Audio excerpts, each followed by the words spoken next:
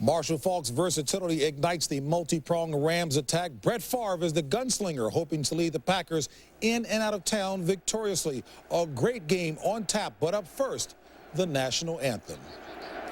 Brett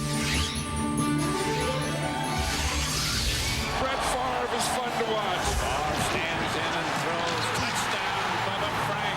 Boy, he zipped that thing in there. He put all the mustard on the block. That is a big, big play for this Packer defense. Today, Brett Favre takes his one-man show into St. Louis, the stage belonging to football's greatest show on earth. A star-studded cast headed by MVP Kurt Warner has dazzled the NFL once again with their high-scoring extravaganza. Two of the NFL's great leading men, one starring role. You're inside the dome at America's Center in St. Louis. And believe me, it's the playoffs as the Packers come to town to face the St. Louis Rams. And as I said, John, Pat Summerall here, by the way, with John Madden. As I said, it's the playoffs. There are 5 teams left. There's nothing like it. You know, it doesn't get any better than this. I mean, this is what it's all about when you get 2 teams here. One of them is going to go to the championship game, and we have the 2 best quarterbacks in all of football. Now we're talking playoff football. You know, a lot of people, I think, don't give the Packers much of a chance. But I also think anytime you have Brett Favre at the controls, you have a chance. You always have that Favre factor, and we know what he does at Lambeau Field, and sometimes they say he has trouble in domes, and he might, but it's usually the trouble with the crowd noise. So I think if they can handle that, they're going to use some silent count, they're going to use some regular count. But the other thing he has to do that has always helped him is get Ahman Green going. I know that Brett Favre has bigger games and better games when this guy here runs the ball and catches the ball. He's going to be a big part of that offense today. Now, when you talk about defense, they have to match up because the Rams have so much speed. And I think today we're going to see the Packers use some 5 defensive backs, some 6 defensive backs, and even some 7 defensive backs with Allen Rossum as a linebacker. The Rams, when they have the ball, seem almost unstoppable. Kurt Warner, his voice seems okay. What do you think about them? I think they're the best team in the NFL, and they're going to have their work cut out for them today because the Packers and the Brett Favre factor we talked about. But Kurt Warner, we watched him practice the other day on Friday, and he was almost perfect. He's the most accurate quarterback I think I've ever seen, and the whole practice only 2 balls hit the ground. And he has a tool. I mean, he has the outside receivers. He can go the 3rd wide receiver, the 4 wide receivers. And I think that's what they're going to do. I think they're going to start out in attack mode. Mike Martz is that kind of coach. He's talked about using 4 wide receivers, maybe even starting the game with no huddle. Then on defense, they know what they have to do. They say, Ahman Green is the guy that we have to take away. If we can stop Ahman Green on the running and on those check downs, then we can concentrate on Brett Favre. It's going to be a heck of a game. John, let's go down to Ron Pitts. Well, guys, I talked to the Packer players before the game. They have that swagger and that confidence and this borderline cockiness, and the reason why they're very upset at what's been going on all week. They're tired of hearing about how good the St. Louis Rams are. They're tired of hearing about how good Warner is and the speed and Falk. They said, listen, we've got some MVPs. We've been to the Super Bowl. We've got some experience in the playoffs. They said the Rams have to prove they can beat us. We don't have to prove we can beat the Rams. One interesting note on Brett Favre, like you were saying, John, about the noise. He came up to me before warm-up. He said, how loud is it in here? You guys have done some games in here. How loud is it? He's obviously concerned about the noise, like when he goes to Minnesota and has to deal with that pressure. As far as the Rams are concerned, I talked to Marshall Faulk. Marshall Faulk said, listen, we're going to come out here. We're going to try to blow them out of the water right off the bat. We're not going to hold anything back. And he said the Packers will not believe how fast we really are. Pat Summerall, I think we're going to find out how fast everybody is right now. MVPs here today, Kurt Warner, Brett Favre 3 times, and Marshall Faulk. That's what you call a bundle of MVPs. One thing you might keep in mind is that the Packers have never lost a playoff game in a dome. Never. At the 6 is Rossum, and he's got a little alley. Whoa, that was close to being shot out of there like a bullet. Let's look at that Green Bay offense. Clifton, Wall, Flanagan, Rivera, and Tauscher. A good young offensive line. Schrader, Freeman wide, Green, Henderson, and Bubba Franks the tight end. First down, Green Bay at the Ram 31. The one thing particularly that Mike Martz fears about his team is their play on special teams. Everything else he thinks is in order. And I think this thing right here, this crowd noise, has always been a problem for him indoors. Favre back to throw, hits Bubba Franks. First down, Green Bay, fumble, and the Rams have it. Amon Green hit him. They're going to say he was down, I believe. I think so, and that's one of those calls, Pat, that's not reviewable. The official right there is pointing to the ground. And then when he points to the ground, that means that he's down by contact. Adam Archuleta comes in, make the first hit, and then you see Aeneas Williams in there second, then Tommy Polley, and the ball bounces out. But when the official rules down by contact, that is not a reviewable play. Jeff Triplett is the referee. First down, Packers. Not a fumble. Fake to Green. Favre going to work.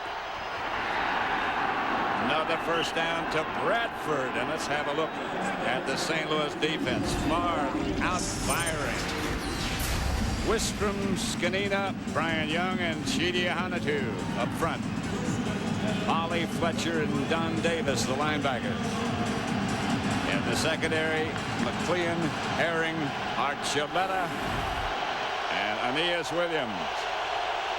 3 wide receivers this time for Green Bay. Favre out of the shotgun. Amon Green doesn't make it back to the line of scrimmage. Closed on by Wistrom. You know, that's the thing about Grant Wistrom. I've always thought he's one of the better defensive ends in the league. And if you're going to run away from him, you have to block him. There are some defensive ends that you can run away from and not block. Grant Wistrom is not one of those guys. Yeah, the Packers offense is 6th in the NFL. The Rams defense is 3rd. What a job Lovie Smith has done with this Rams defense. The Packers do not usually start fast. It takes them a while to get going, but this is Amon Green, and he is tripped up in the backfield. That is Wistrom again. Yeah, he's made 2 big plays. One when they ran away from him, coming from behind, and this one here, he's going to get penetration. Watch Grant Wistrom there. He takes an inside move, and then they're going to try and lead block on him, but he gets down on that lead block and makes a tackle. Watch him take the inside right there. The back, Henderson, comes to block him, and he gets into Amon Green before he can ever get started. Grant Wistrom and Amon Green played together at Nebraska. Dorsey Levens is behind Favre in that Green Bay short gun. And Favre is taken down by Tyoka Jackson. And the Packers will have to punt. We're talking about the Ram defense. Tyoka Jackson is number 97. He's a guy who comes and plays an inside tackle on the pass rush. And you see that they ran a stunt. One tackle went to the left. Now watch, Jackson is going to come from the outside. You see him come all the way around on that stunt and get to Brett Favre right there. Josh Bidwell back to punt to Dre Bly. Bidwell hangs it, and it'll hang at the 10. A nudge block first, but the Packer coverage is good. Herbert Goodman, the first man down. Not a bad start, not great certainly for Green Bay.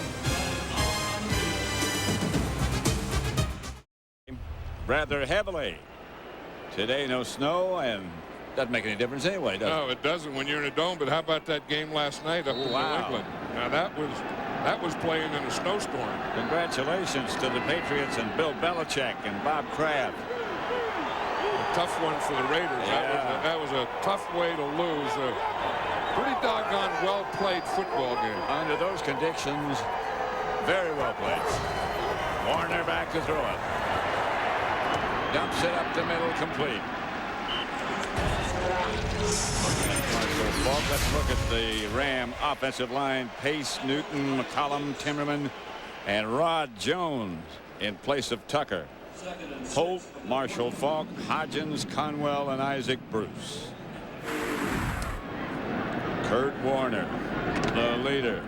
And you can see that little attachment. Yeah, right down there. Right. Let me see if I can get it right down there. That bottom part right there. That's the extra part to protect his vocal cords. 4 wide receivers. And Warner quickly incomplete. Torrey Holt the target. The Packer defense. Bonnie Holiday, Santana Dotson, slim down Gilbert Brown, and Cledius Hunt. Wayne Harris and Diggs, the linebackers. Tyrone Williams and Mike McKenzie, the corners. Sharper and Billy Jenkins, who started last week and played well against the 49ers. And we can see we're talking about the Packers using 7 defensive backs. They're in that alignment now. Allen Rossum is a middle linebacker. That's Isaac Bruce to the 40 and more, and a flag. There was a late flag too, Pat. Someone piled on there at the end, but it was interesting. The Packers trying to get that matchup, 7 defensive backs. Allen Rossum ends up as a middle linebacker, and he blitzed on that play. Kurt Warner had never seen that before. I know that because they hadn't used it before. Nobody has ever seen it. No, he read it perfectly, though.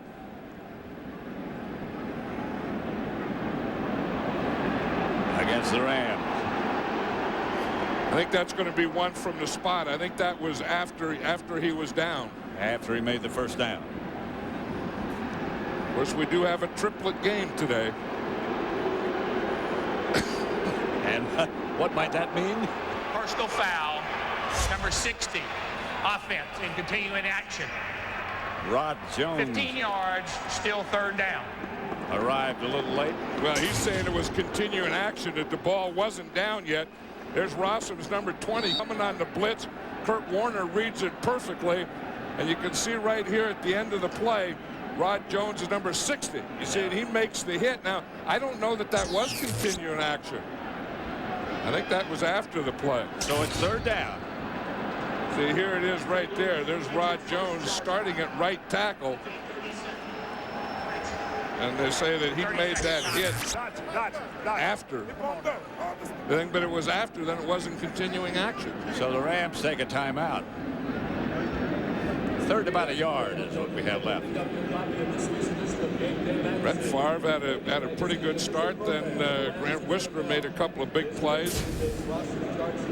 We were talking about the Rams, how Mike Martz loves to attack, and attacking to him means 4 wide receivers. That's what he just went into. The Packers are going to counter with the 7 defensive backs. That was fun.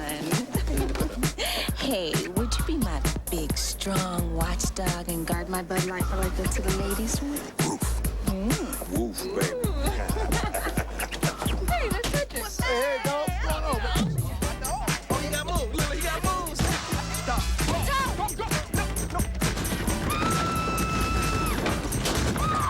With a great taste that won't fill you up and never let you down. Make it a Bud Light. It ain't that bad. Back in St. Louis.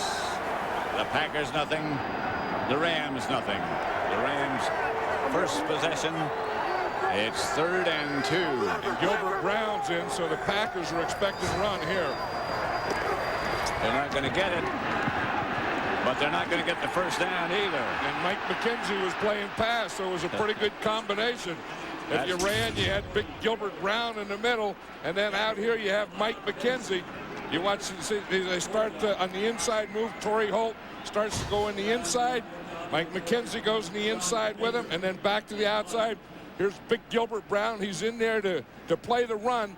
Now, if they don't run, he is going to give you a strong, I'm talking about a strong push up the middle. Not a big pass rusher. In fact, last week against the 49ers, I think he got his first sack since 1997. He did.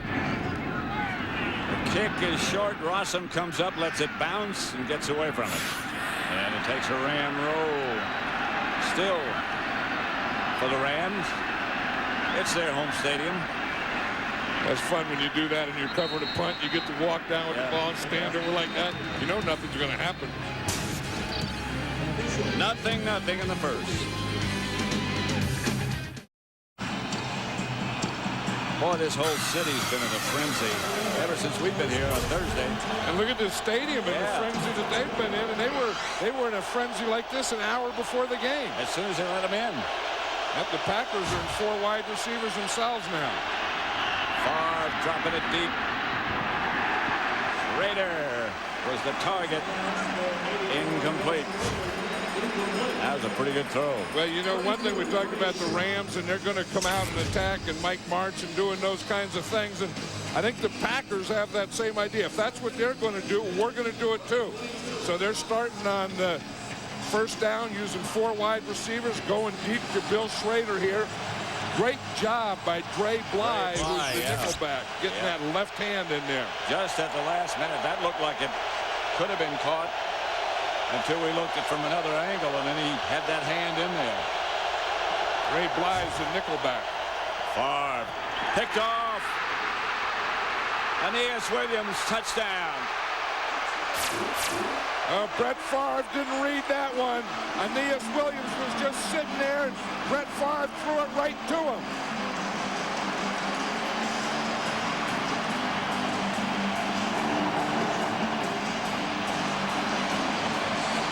He thought, I believe, that Schrader was going to hook up. Now you look right here, and you see right there as he just keeps going. Schrader just kept going. Yep. Aeneas Williams was playing zone. Aeneas Williams let Schrader go by and was just sitting there in the zone, the underneath zone, and Brett Favre just threw it right to him. Miscommunication, maybe. Right, if he threw it like that, he would have to think that Schrader was running a slant. Right. Extra point is good, and the Rams go on top 7-0.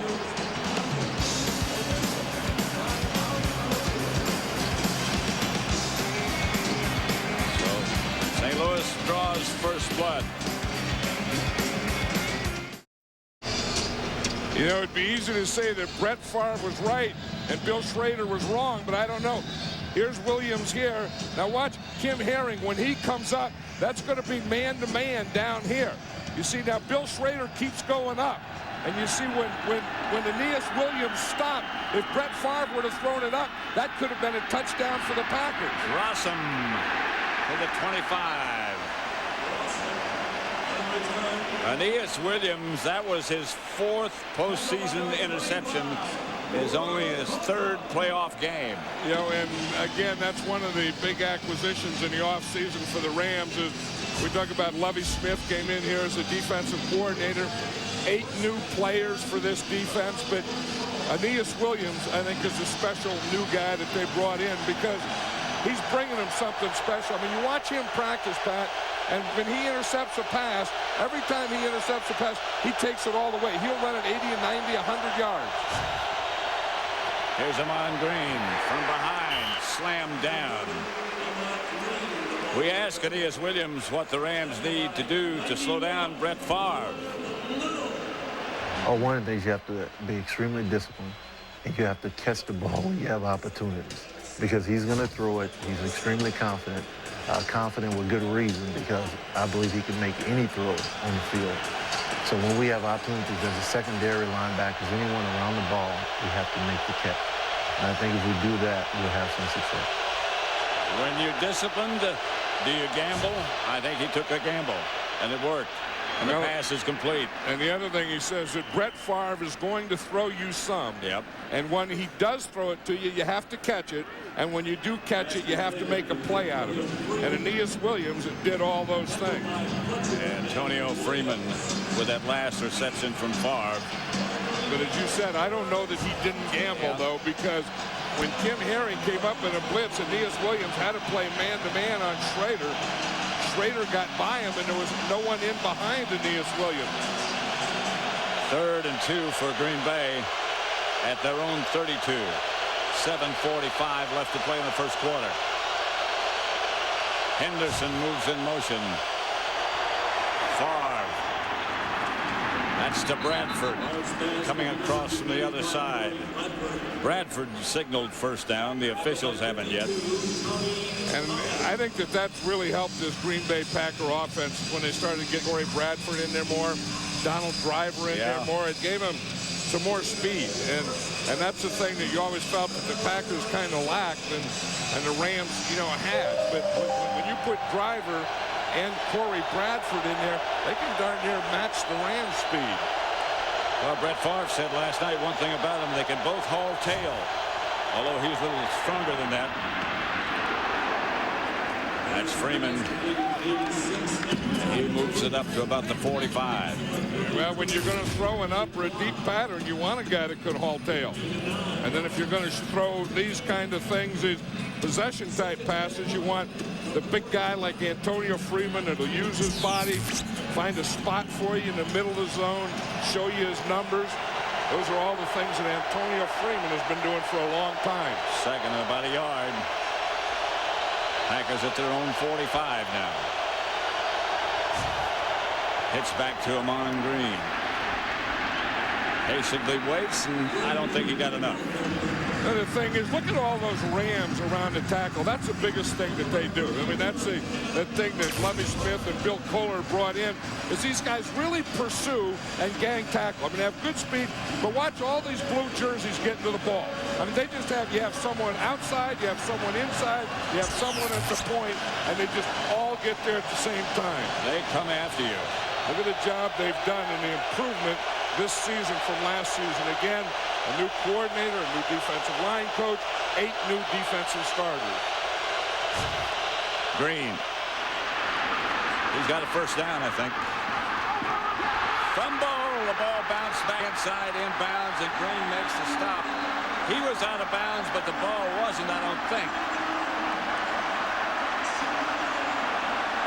That's the thing with Amon Green. They always said, he holds the ball in his left hand all the time.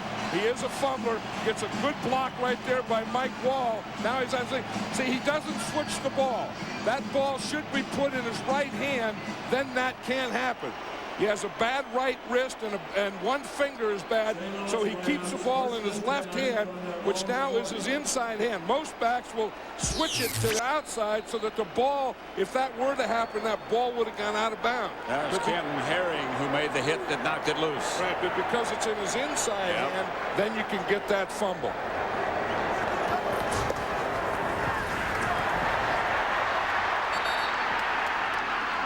Niall Diggs all over Kurt Warner just as he turned around. Niall Diggs is going to come from the outside. You see him right here, and he's coming on a blitz. The tight end blocks down, the tackle blocks down. No one blocks Niall Diggs. And you see what Cledius Hunt did? Niall Diggs had him hanging up there, and Cledius Hunt came in and finished him out. 2nd and 19. This is about the only team in the NFL that doesn't mind 2nd and 19. See, and the Packers are in their 7 defensive back. What they call that dollar. Here's Warner. Ooh, it hit Santana Dotson. Santana Dotson thought he had a touchdown. Didn't he? He juggled it a minute. That's the thing that they try and do. Those defensive linemen, if you don't get to the quarterback, then you want to get your hands up or get your body in his passing lanes. And that's exactly what Santana Dotson did on that play. So it's 3rd and 19. Like one of the guys was saying, one thing he can't do, he can't throw through bodies. I think that's true. But Brett Favre may be able to throw through bodies. I think he might have penetrated a couple. Fong intercepted by the Packers' Darren Sharper. Yep. Don't celebrate too much. You're down 7-0. It's a big game, but Sharper plays this very well. You see, because he has help deep, he's going to play underneath. You see, he's playing in a little trail position because he has help over the top. He can do that. He can play underneath, and that underneath or trail position right there will also put you in interception position. As intended for Isaac Bruce, but the Packers take over at their own 35. 4:44 left in the first. 7-0 St. Louis. And that wasn't a sharp read by Kurt Warner anyway. Quick count. Corey Bradford, and Favre got it out there to him. Dre Bly just made the save. Yeah, I think the defense is still moving around. Watch them. They're not ready. Brett Favre comes up on a quick count. Yep. He didn't even take a three-step drop. You see him? There's no one out there at Corey Bradford. Flipped it. Yeah, Trey Bly finally got out there. That's the thing that Brett Favre gives you. If you get someone out there and you don't put a defender out there, he's going to just take the ball and throw it out to him right now. That was very nearly a touchdown. Here's Donald Driver around the corner. Driver out of bounds. You know, I think there's greatest show on earth for the Rams. I think kind of upset the Packers a little, and they're trying to show them, you know, you want greatest show on earth, you want greatest show on turf, we'll show you something. If you don't cover, our guys get you. And they got Grant Wistrom on that time. You know, I was talking earlier about how Wistrom will chase, how he will chase and catch when the ball goes away. Watch Corey Bradford. Anytime you're going to make a play on a reverse, a wide receiver has to make the block, or someone does. That time, Corey Bradford made it. 3 straight weeks they've been successful with that play. But they caught Grant Wistrom chasing. Favre batted down, deflected.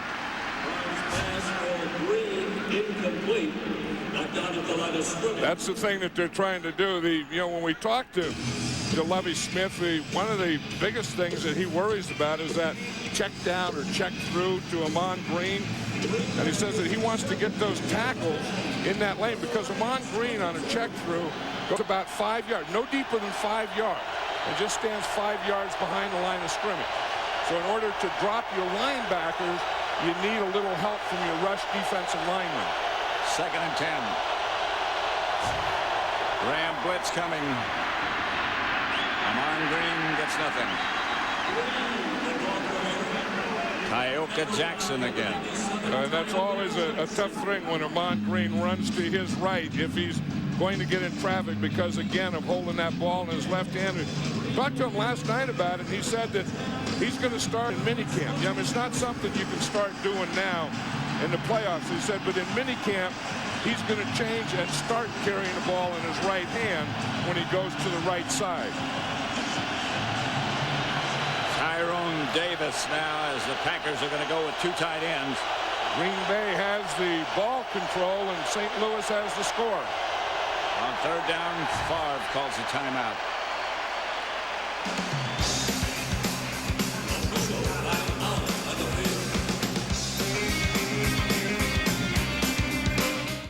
Who are going to be the 2 teams that are performing live.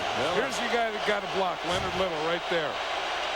Favre's pass is complete to Freeman, and Freeman jumps. They haven't called it touch. Now it's a touchdown. Just saying Leonard Little is the best pass rusher on the Rams. And you go and you say you got him blocked, and they dropped him. They ran a zone dog.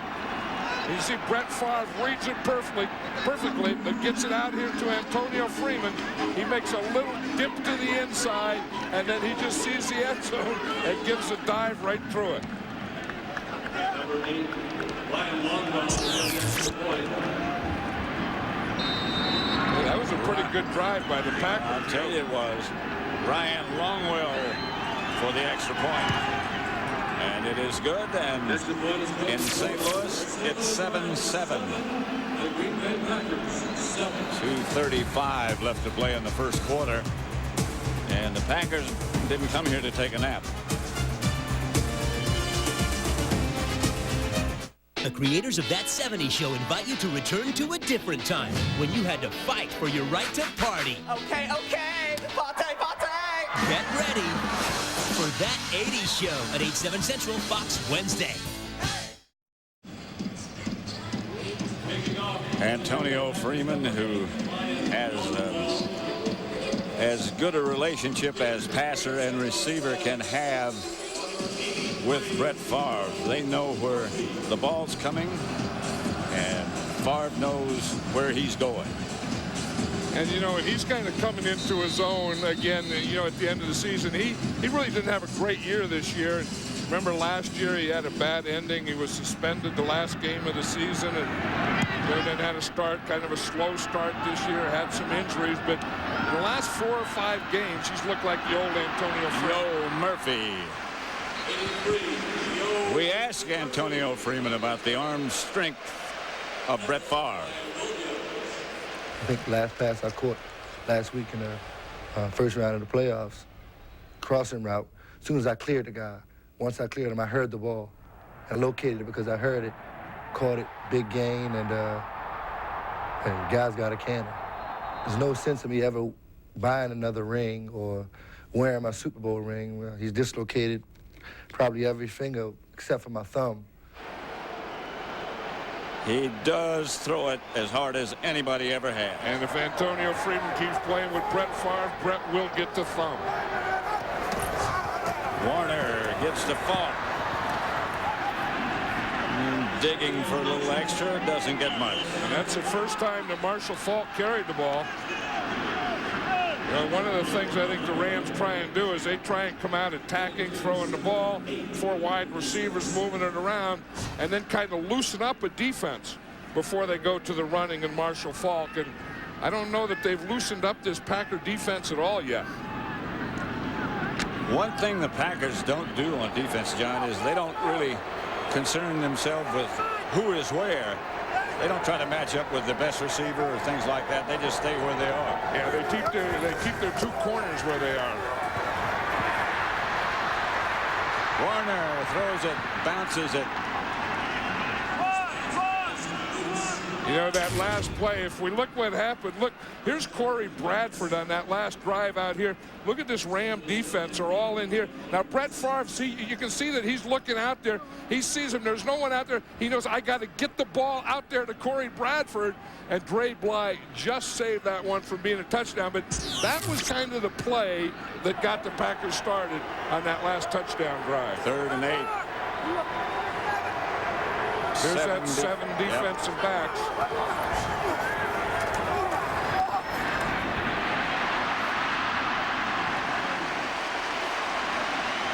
Oz Hakeem came open, and Warner hit him.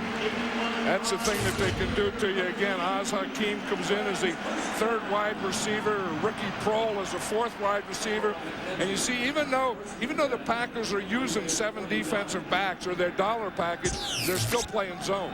Oz Hakeem just found that hole in the zone and stayed there. They don't look that comfortable in that 7 defensive backs. Well, they've never used it before. Right. 1st and 10 to Green Bay 49. The handoff is to Marshall Falk. And I don't know if you're going to get him or not.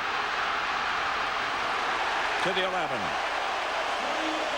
Baju finally brought him down. And that's the thing to do against the dollar. You just wonder when they're going to catch it, when they're going to see it, and they see that now if you got 7 defensive backs in there, that means that you only have 4 other players, defensive linemen.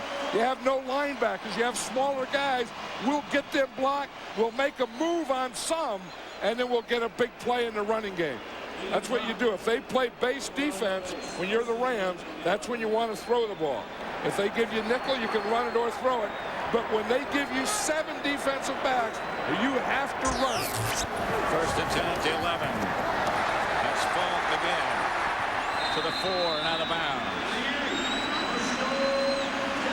This is where the Rams are so explosive. You know, you think of them explosive with the receivers and Kurt Warner throwing the ball, and then you forget that this guy right here lines up here, and he gets a lead and a pull, and he can either run off his pulling guard right there or off his lead of the fullback. That time he chose his pulling guard. That's the end of the 1st quarter. With the score of the Rams 7, the Packers 7, this Fox NFL Divisional Playoff Special from St. Louis will continue after these messages.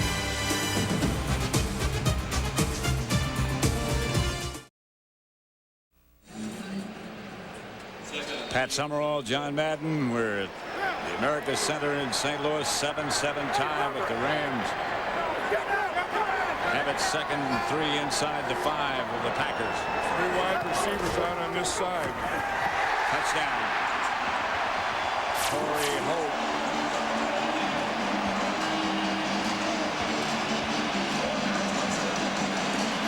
Right, he made that look easy. As I said, 3 wide receivers to the right, and then here's Torrey Holt to the left. and he just comes right on a slant right now. He didn't do anything at all to Tyrone Williams. He didn't give him a move to the inside. He didn't do anything to hold him. Again, the overload was to the right. Torrey Holt was over there all by himself on Tyrone Williams, and he saw that, and he just ran right inside, and Kurt Warner hit him perfectly. Jeff Wilkins for the extra point. That Kurt Warner made it look easy, didn't he? He sure did.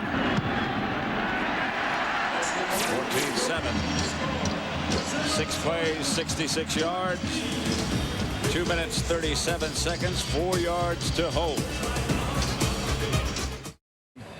And right now their Rams lead 14-7 over Green Bay. Allen Rossum back deep. Jeff Wilkins to kick it off. Rossum will have a chance. Not much of a chance. Bang backwards from the 20, but that's about where they'll mark it. Let's watch that touchdown again. I said there's 3 wide receivers out here to the right. Here's Torrey Holt here, but look how valuable that Marshall Faulk is. By him being here, that holds his safety, and now Torrey Holt can just do this. I mean, Marshall Faulk can give it all to you, but because he's there, you see that safety wait and look for Marshall Faulk, and that lets Torrey Holt just get wide open on that slant on Tyrone Williams. First down, Packers at their own 21. 22 make it. And Favre goes to work. Come on, Green. About 8. You know, there's Torrey Holt there, Pat. We're watching him in the pregame, and these guys are so fun to watch. I mean, they're fun to watch when they play, and they're fun to watch in pregame warm-up. I mean, you see that? I mean, he caught that thing one-handed behind backhand, him. yeah. And then even that pass was a little behind him. Usually Kurt Warner, he hits him right in stride. That one was kind of on his back shoulder. Wasn't that catch in the pregame warm-up? Seconds and short. Come on, Green. First down, Green Bay. Adam Archuleta is in there. That's the rookie strong safety. We talk about, you know, guys that have helped this Ram defense, and Adam Archuleta is one of those guys. This guy right here that's going in now is also one. We're talking about Gilbert Brown being the nose tackle for the Green Bay Packers and the run stopper. The guy on that side is Jeff Scanina, who is a run stopper for the Rams. First and 10, Green Bay. Here's far back. Pass is picked off. Intended for Freeman. That's Cam Herring. And Herring heads down the sideline. Herring out of bounds at about the 11. Inside the 10 is where they mark it.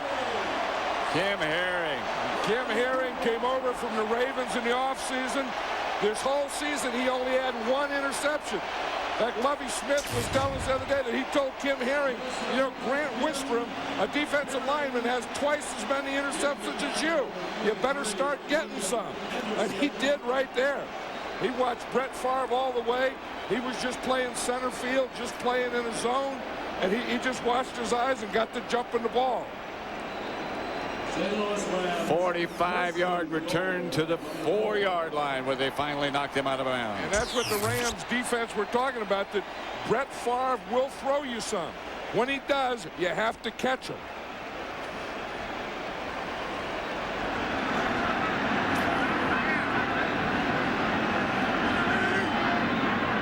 First and goal at the 4.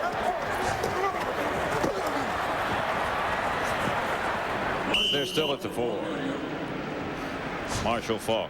You know, Marshall Faulk is really something special. I mean, they get into that MVP. Who's the MVP? Is it Kurt Warner? Is it Marshall Faulk? Is it Brett Favre?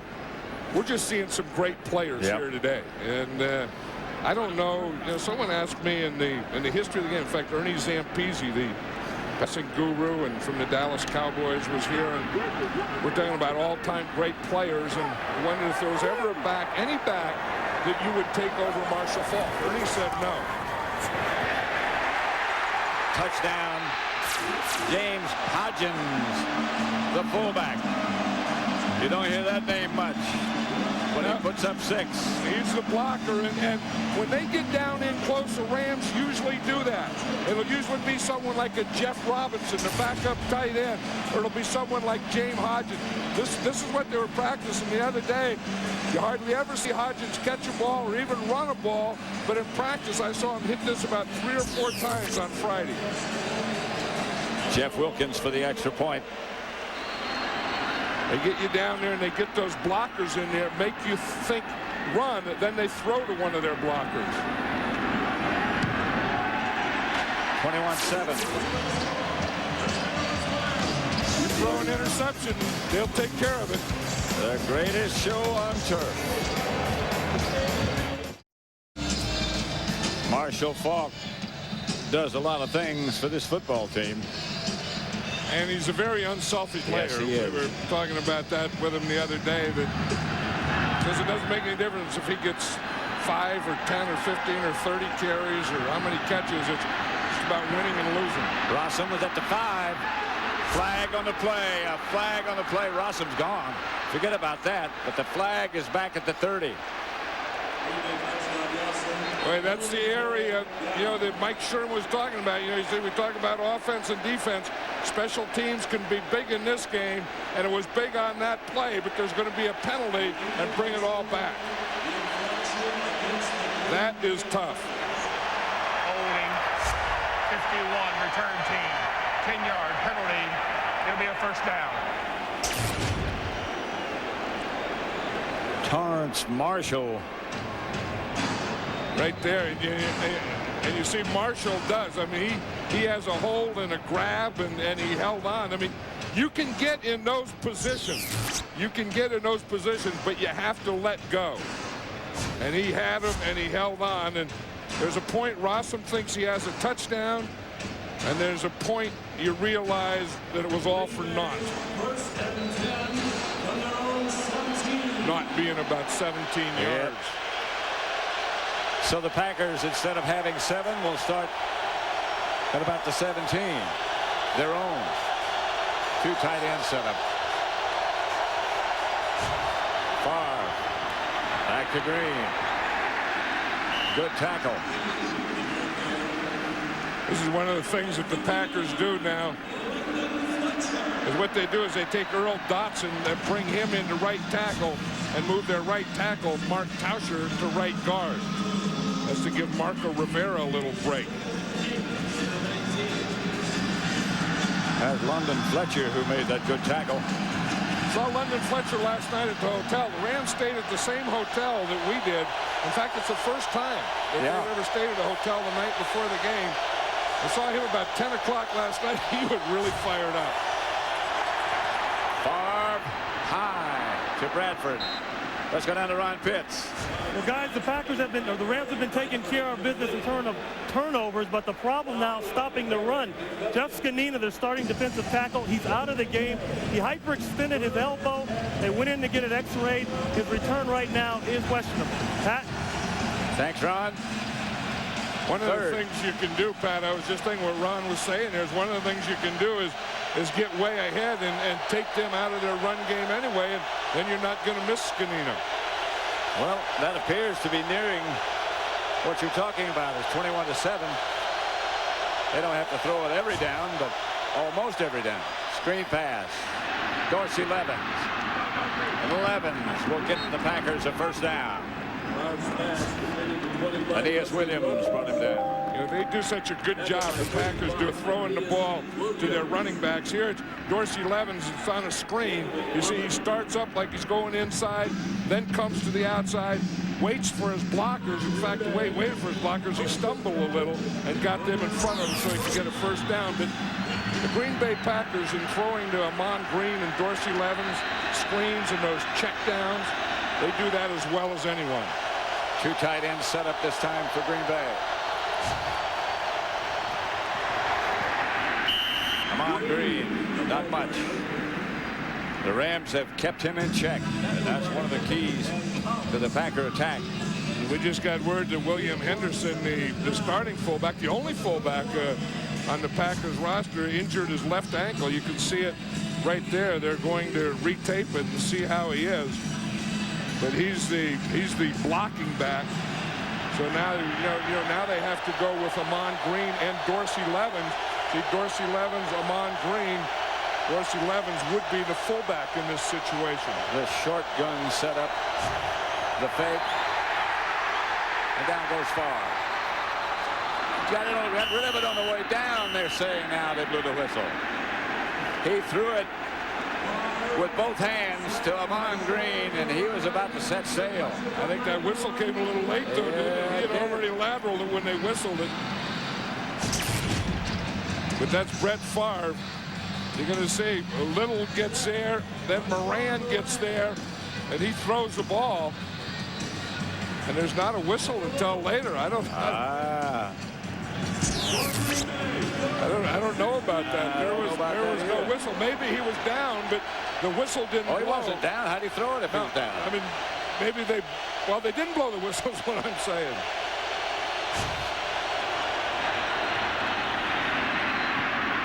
Levens outside the 35, not enough for the first. I think when you're an official in a Brett Favre game, you have to have a slow whistle. And then when you have a slow whistle and he does something like that, you have to let the play go. Josh Bidwell back. Trey Bly deep for the Rams. It's not Oz Hakeem anymore, is it? That was something in Oz Hakeem.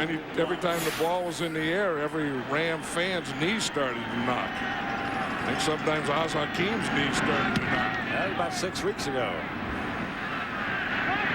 Signals fair catch, makes it. And the Rams will start to work from their own 18.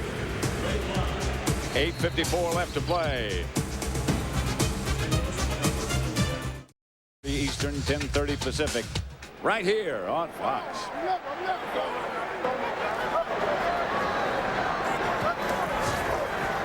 Warner batted down. You know, let's look at that play again, that Brett Favre play, and this is normal with sound, and I think they ruled, like I said, down or in the grass, but they didn't blow the whistle. Listen. See, late the whistle came. If he was in the grass, then the play had to be over.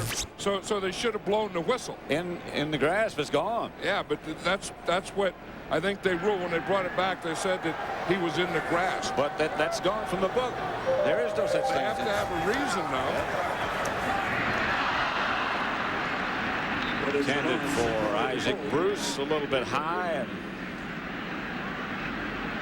it's incomplete. That Favre talking on the phone to the coaches upstairs. What you like to do as a quarterback and a coach a lot of times is you see stuff on the field and you think this is what it's looking like, but upstairs they get a different look at it. So you're checking with them. This is what I see. Is this also what you see? Alan Rossum in here again is the middle linebacker. That means that they're in the dollar package. Here's Warner, steps up, throws deep. Incomplete. Intended for Torrey Holt. Torrey Holt had double coverage. I mean, he was inside, outside, both sides. And you just see the double coverage. I mean, they really did have him covered. They had him covered in front, behind, up above. But Kurt Warner has so much confidence in his receivers and so much confidence in his own arm that he will throw into double coverage. Yeah, I know you've heard the story many times, and so have most of our viewers, but just imagine you were the Packers and Brett Favre was the front-running quarterback. Ty Detmer was behind him. Mark Brunell was behind him. And behind him was Kurt Warner. Kurt Warner, and when he was there, Brett Favre nicknamed him Pop, after Pop Warner. Did you see that? There was even a manhole cover there. Yes, I did. We have a manhole. Yeah, part of the All-Madden team this year is going to be a manhole. Part of the All-Madden team, maybe should be this Jeff Scanina there. Well, except he couldn't get through that manhole. Well, yeah, because he had, you ever see his legs? I mean, he has the biggest legs, and they go all the way down. In fact, most legs go all the way down. No, but I mean, the bigness goes all the way down. He has the biggest cankles. in the world. You see that area between your calf and your ankle? Cankles? That's called cankle. And he has the biggest cankles in the world. No one has bigger cankles, I'll guarantee you, in the whole world than Jeff Scanina. And that's where you get your power. I mean, when you push off with your cankle. We got a new one for the book. This guy's got a 38 cankle. Favre scrambles, throws, and gets rid of it. Let's go down to Ron Pitts. Well, guys, as you can see, Kurt Warner hasn't been his usual self today. One reason for that, early in the first quarter, his back tightened up on him. Now, he didn't take a hit or anything. It just got tight. Right now, they've got a heat pack on the back, and they're trying to loosen him up a little bit, but it has started to show out there on the field. We'll keep a close eye on it. Pat?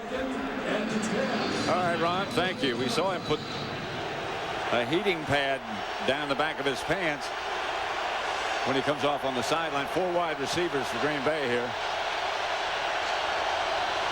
And Favre drops, and pumps, and throws to Amon Green. That's the check down that Lovie Smith was telling us about the other day that he feared so much. And I think that worries him more than anything. Watch Amon Green, the way he does it. You see, he just comes here and goes no deeper, he says, than 5 yards. And the key to that is exactly what London Fletcher did.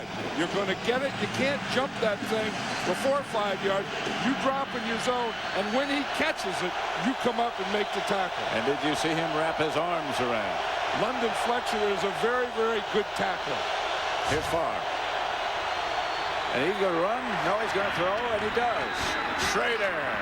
And Schrader gets out of bounds. That's Bill Schrader's first catch, and that's the thing that Brett Favre does so well, Pat. Like you said, he's going to run. You see, he makes you think that he's going to run, and then he's always wanting to throw. Even though he looks like he's going to run, he still looks to throw all the way until he gets to the line of scrimmage. That time he found Bill Schrader for the first time of the day. One of the first things he'll tell you when you talk to him is, I'm not a runner. Oh, and then he'll tell you how old he is and all this stuff. I'm getting old. I can't do this anymore. Brett Favre has never looked old. That's Amon Green, and he's got nothing. Rams have really done a good job containing him. Yeah, and again, it's Grant Wistrom. And, you know, and he's so good, you know, at that when the ball goes away. You know, we talked about that earlier, that if you're going to run inside, here's Grant Wistrom here. If you're going to run away, you better get him blocked. Now, you see the Packers tried to block him with Bubba Franks, but Grant Wistrom is so quick that Bubba Franks couldn't get to him. Because you have to do what? You have to get your head in front. He didn't get his head in front. Out of the short gun. Favre stepping up, and throwing. Got Amon Green wide open on the sideline, and he's inside the 20. Yeah, we talk about Kurt Warner and how he can throw with accuracy. No one can throw with more velocity than Brett Favre. He starts to run again here, and again, you can see Amon Green just waiting, just stopping, knowing that the longer he goes, the deeper the defense is going to get. See, he just runs right out of that group and just makes the throw on the run. He can make the throw where his feet are in any position. First down, Green Bay at the Ram 18. Favre dumps it over to Amon Green. Half hook shot from Favre to Green. Yep, and Adam Archuleta's there to make the tackle, and that's what they like about the rookie. But watch the way he throws it. This is like a hook shot. I mean, he just comes over the top. He gets it to Amon Green. Now again, Amon Green is going to catch those things, but you have to tackle him right there. London Fletcher did a couple plays ago. Adam Archuleta did on this play right here. Maybe he got a half a yard. That's because of good tackling. Schrader hastens in motion, and Favre drops the throw. Incomplete. Looking for Amon Green. You can see the pressure that they've been putting on Brett Favre. He's been sacked 2 times, hit 4 times, hurried 3 times. and intercepted twice. And again, most of those pressures are coming when he's in the shotgun because they really are pressuring him in that formation. Big 3rd and 9 coming up. That's Lovie Smith, who's put this. Lovie Smith doesn't blitz a lot, but when you get inside the 20, this is an area that he does like to blitz. They don't appear to be coming. Nope. Nope. And Farr fires to Freeman. He dives, and he's a little bit shy of a first down. In fact, they only rushed 3. They dropped Tyoka Jackson out, and what they do is rush 3, and they drop a tackle out to take care of that check down. Here comes the Green Bay field goal team. And watch 97 right here. You see, he's dropping in that area where if there were a check down, it would have been in that area. Then the rest of the defense can play without worrying about it. Ryan Longwell will give it a shot from 28 yards out.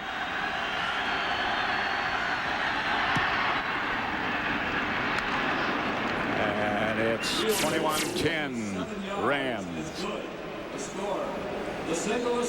Get complete playoff and Super Bowl coverage at the official source, superbowl.com, or America Online, keyword superbowl.com.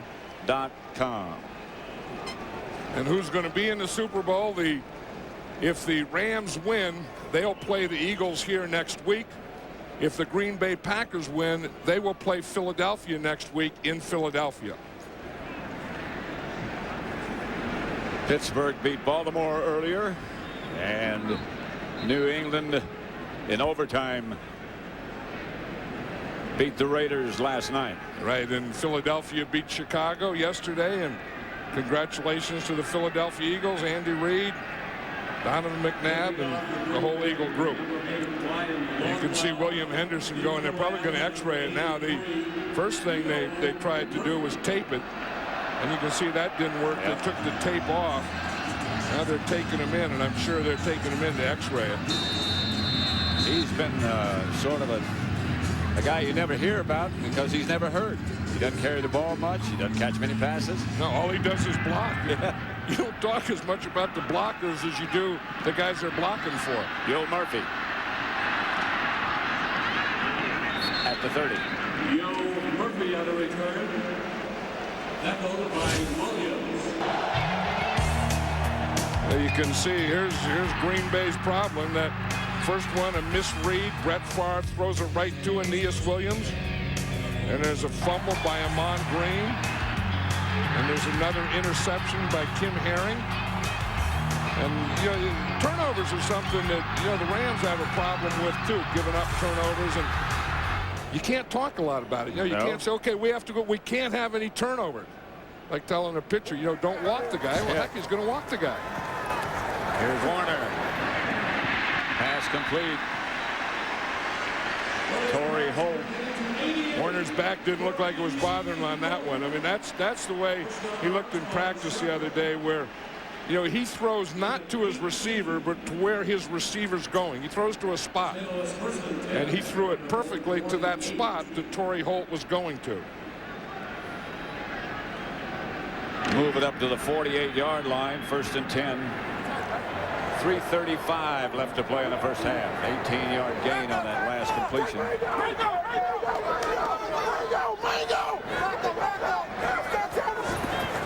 Here's Warner looking for someplace to go and fires it caught up the middle by Marshall Faulk.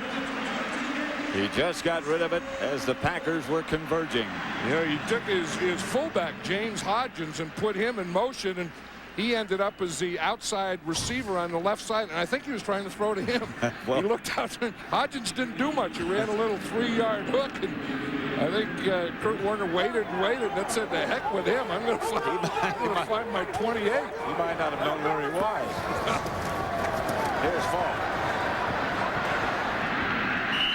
A yard, maybe. Nate Wayne made the stop. Marshall Faulk is fun to watch because he has so much patience, and that's what you have to have.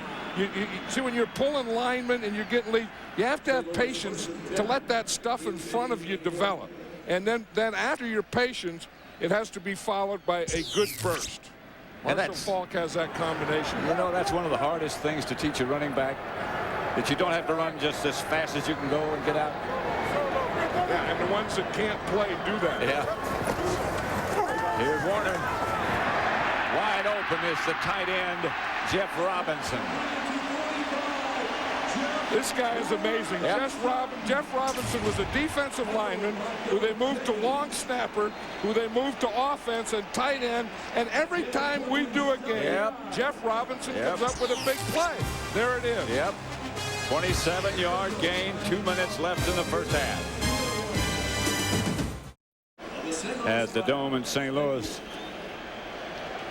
Yeah, those ceremonies were great, weren't they? Yeah, weren't they? The national anthem and the presentation of the flag, and the fans were into it. In fact, before they started the national anthem, this sold-out crowd here was yelling USA, USA, and just kind of gave you goosebumps.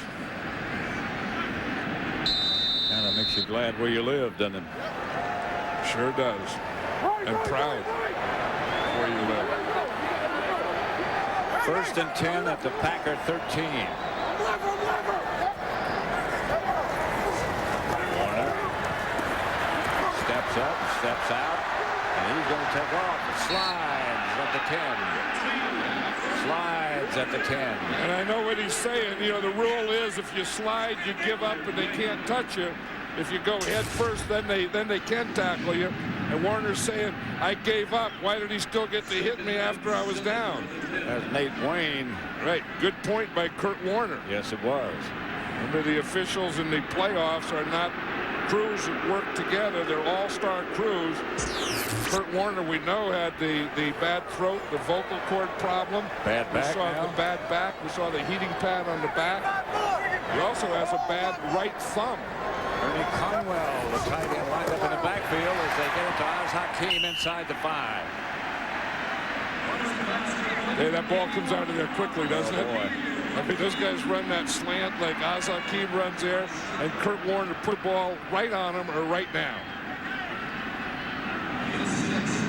I think what he did is he got a blitz there, and that was what you call a hot receiver. When you see it coming, Kurt Warner knows there's going to be one free for him. And he better get rid of the ball before that free one gets to him. He seems to know always where that hot read is. 3rd down. That's Ernie Conwell, the tight end who gets the carry. Only Mike Martz. Who would get down to the goal line, be 3rd and short, and run a reverse to your tight end? He can make a first down without scoring. That's it. Here comes Ernie Conwell right here. Darren Sharper makes a good tackle. Yeah. I mean, from the second of contact, there was no more forward motion by Ernie Conwell, and that stopped him for that first down, I think. They're going to measure. I think Darren Sharper. I think he stopped him short. Coming up on the Visa halftime report, JB, Terry, Howie, and Chris will have first half analysis. Plus highlights of today's other playoff games between the Baltimore Ravens and Pittsburgh Steelers. Also a live two-way with Hugh Douglas of the Philadelphia Eagle. The Fox Sports sticker will keep you up to date with up to the second stats. This is a big thing. Ernie Conwell didn't get that first down. Great tackle by Darren Sharper. But again, you know, the Rams, they're going for it here. And you know it's going to be some kind of trick 'em. I don't know that this will be trick 'em. I mean, I think it's going to be the play. When you get down here and you're 4th down, it has to be the play you have the most confidence in. In their case, it could be trick 'em. Well, yeah, but it could be a pass to a Jeff Robinson or again to a Hodgins or a lot of movement. They were sending the tight end Jeff Robinson in to block in the middle. And then they were going to run the ball to Marshall Faulk. And now the field goal team comes 62 on. offense. 5-yard penalty remains 4th down. Now that made the decision for Mike Martz, as you say, Pat. That was Adam Timmerman, the right guard, up to offsides. Now that shouldn't happen. I mean, that shouldn't happen on short yardage goal line at home. I mean, all those things. There's no way that your guard should be jumping. Well, Timmerman played for both of these teams. Maybe he was a little anxious. And there he is. Well, he was anxious. I mean, there's no doubt about it. You can't say, well, he didn't hear the count. There's no excuse for that.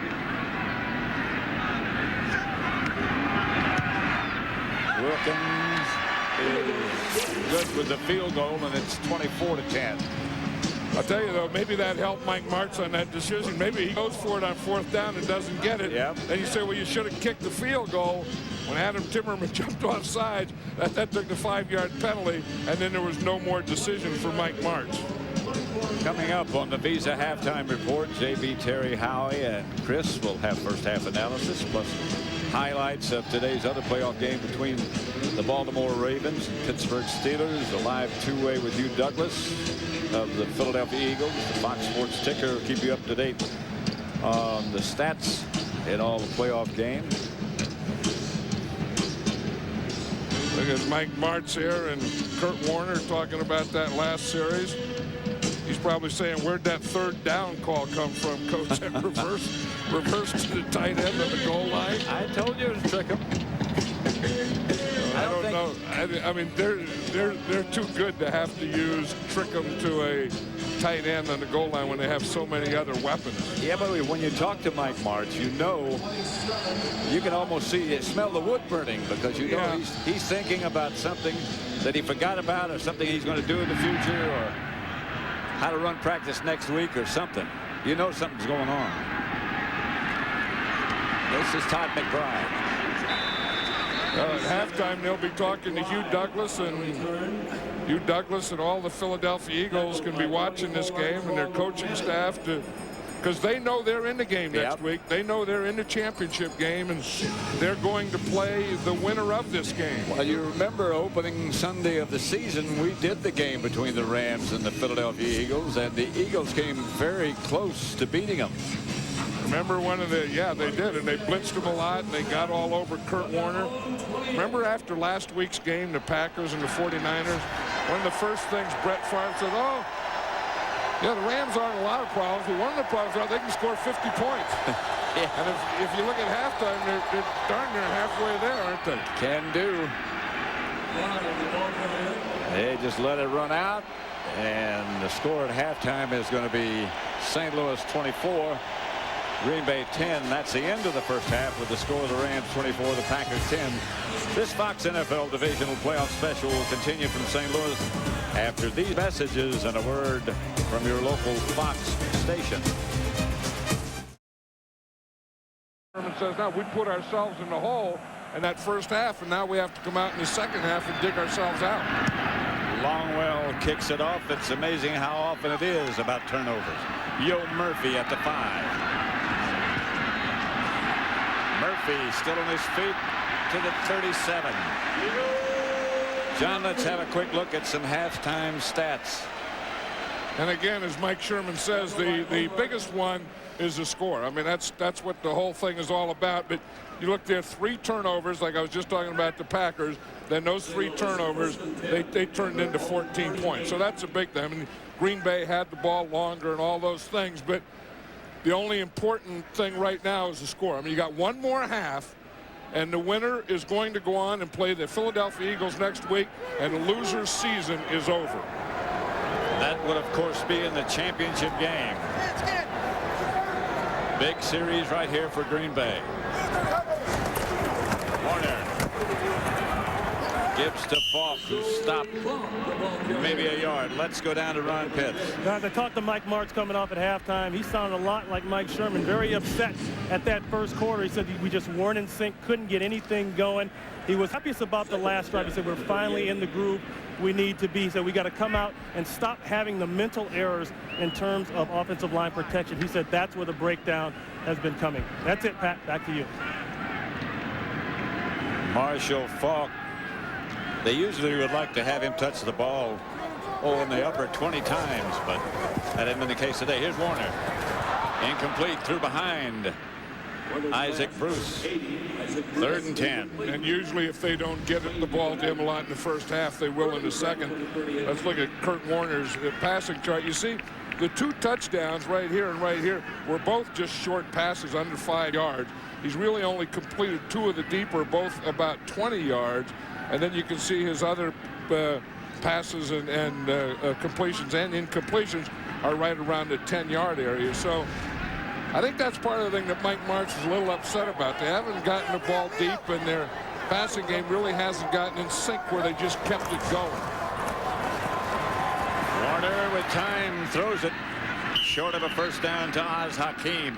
And the Rams will have to punt. You know, and part of it, defensive series for the Packers. Right, that was, and that defense was that dollar package or that 7 defensive backs that we were talking about. And I don't know that the Rams have really figured that out yet. I know that it's something that they didn't expect, they couldn't have expected, because the Packers haven't used it before. Todd McBride, he's one of those 7 defensive backs. In fact, he's the nickel or the 5th one that goes in. I think he got the wind knocked out of him. Usually when you take a knee, it's usually worse than that. I think the wind knocked out of you, just kind of walk off the field, you know, bent over like this. Well, he started that way. I know it. And then I think he probably figured there's something worse, and he took a knee. Yep. Took an up. Then he got up after you take a knee. But you hate to, you know, when you get the wind knocked out of you, you just try and kind of stay up and just get off the field. And I think that's what Todd McBride was trying to do, and then there was something else and he couldn't get off. John Baker back to punt to Allen Rossum, who broke a kickoff for a touchdown, called back by penalty. This is going to be some kind of block. It's a good kick by Baker. Rossum lets it bounce. Out of bounds near the 20-yard line. 24-10. Rams lead it.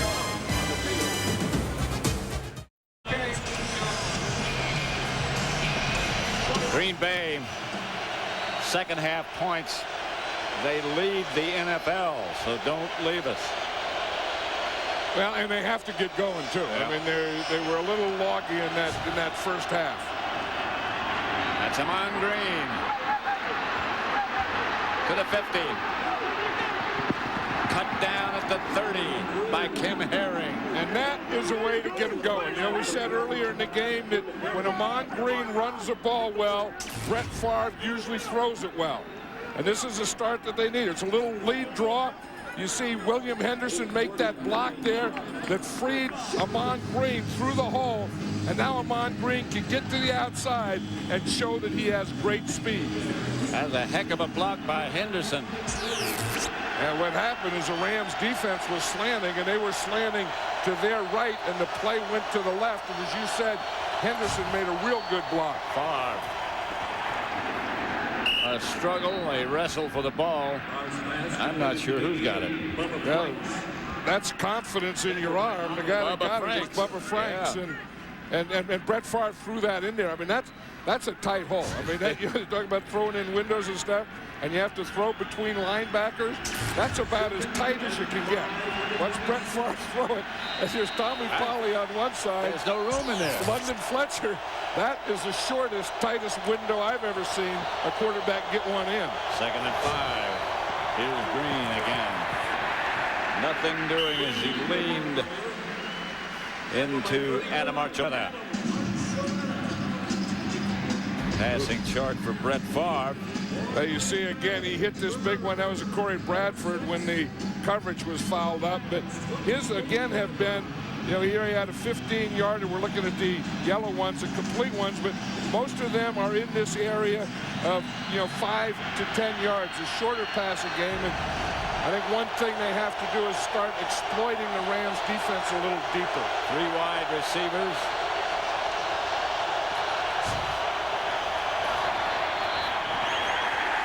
Pass was caught by Antonio Freeman, who lost the ball. The Rams are off to the races. That's Aeneas Williams, and if he's not down, that's his 2nd touchdown of the day. They're signaling touchdown. I don't see any official back here saying down by contact. There was an official there, but he wasn't pointing to the ground. Well, it's just Aeneas Williams is just going to take it from him. Antonio Freeman is going down. As he's going down, Aeneas Williams just takes the ball right out of his hands. But Aeneas Williams is down as a result of contact after he's got the ball. You see, he just takes it right there. And then the ball doesn't hit the ground. I don't know that he does get touched after he gets control of it. You see, when he's having the contact yet, he doesn't have possession or control of the ball yet. Green Bay has challenged. And now he has it, and he's long gone. This is a big one for Mike Sherman because, yes, sir. You know, this is the one that could put him out of this thing. And you have to challenge that. But, oh, yeah. You know, Aeneas Williams has come up with a lot of big plays in his career, but he sure made a couple of the biggest of his career today. Green Bay has challenged the ruling on the field of a fumble and a recovery for a TD. Green Bay is challenging. He's asking Antonio Freeman. You see Mike Sherman, he's talking to Antonio Freeman there and asking him if he was down. If he were down, so he must have said yes because he said challenge it. But I think if there's any doubt in his mind, and there has to be doubt because, heck, you're playing for a championship spot. And you're challenging. You have to challenge. You have to challenge. Now, again, it could be, was he down before he pulled it out? Aeneas Williams was down because of the contact, but whether he had the ball or not. Yeah, this is the one that they're going to talk about. Was Antonio Freeman down before he pulled it out? And he wasn't, because you see his knee didn't touch. But now he's on the ground rolling over. Aeneas Williams is. Yeah, but you see, the first thing I think they want to see if it's a fumble or not. See, he's not down yet. Aeneas Williams, the ball is out of there before Antonio Freeman goes down. Right. So they're going to lose that one. Now, the next one you're talking about was Aeneas Williams, after he has the fumble, was he down by contact? I say he didn't get control of it till there, and there was no contact after that. I say touchdown. I say no. Okay, so you say, but you say it was a fumble. I say it was a fumble. After reviewing the play, at the recovery of the fumble, the player recovering the fumble was touched down by contact at the 31-yard line. You were right. Please put 11:27 on the game clock. 11:27. It will be 1st and 10. Green Bay, they are not charged a timeout. So you were right on that, Pat, that it was the fumble, and the Rams are going to get the ball. They're not going to get the touchdown because Aeneas Williams, they say, was touched. You said was touched. Yes. I thought he wasn't, you know, when he had control, but they're going to get the ball back here anyway. That would have been a 70-yard touchdown for Aeneas Williams, his second of the day had it been allowed. You know, Brett Favre doesn't have that fiery look in his eyes. Did you notice that? Remember last week in the second half, he came out and he had that fire in his eyes, and I think the whole Green Bay Packer team did last week when they come out in the second half at Lambeau Field. Yeah. I don't get the feeling in this second half that they came out with that same fire in their eyes. I agree with you there. Here's Kurt Warner. Throws up the middle, incomplete. High is Warner. Isaac Bruce, the intended target. Kurt Warner injured that right thumb. That thumb on his passing hand, and I don't think that it's ever recovered. And where he has a problem, In fact, he had a bandage on it last night just to keep the swelling down. So he gets it banged all the time. Where he has a problem is where he has to grip the ball. And the longer the throw, the harder you have to grip it. And I think that last pass there, I think it just got away from him. 2nd and 10. This is Marshall Faulk. Marshall Faulk barrels for a first down, stopped by Tyrone Williams. You see, that's that answer to that dollar package of that 7 defensive backs is you run them out of it. What you do is you pass a team out of their base defense, and you can see when they go, all their defensive backs here, and they have these guys are defensive backs, so they only have 4 linemen, and they have 7 defensive backs. So the thing that you want to do, get away from those linemen. Now you got your big blockers out on defensive backs because linebackers are out of the game, and the defensive backs are playing their positions. Here's Warner dropping. deep. And it's caught by Torrey Holt at the 5. What a play. Roll right, throw back left. I said the other day in practice, 2 balls hit the ground. This pattern, this play was one of them. Watch Torrey Holt here. He gets an inside release, and he's going back to the corner. Kurt Warner rolled to his right, bootleg to his right, and threw it all the way across the field. This is not only the depth of it, the pattern here, but it's all the way across the field. That is a perfect throw. Torrey Holt, that's a definition of concentration, but what Kurt Warner did by rolling right, he was rolling away from the direction that Torrey Holt was going. This is a St. Louis timeout. Todd McBride is a big loss because they have to match up with receivers, and Todd McBride is the 3rd corner for the Packers. The motion to both directions, and Marshall Faulk barrels into the end zone.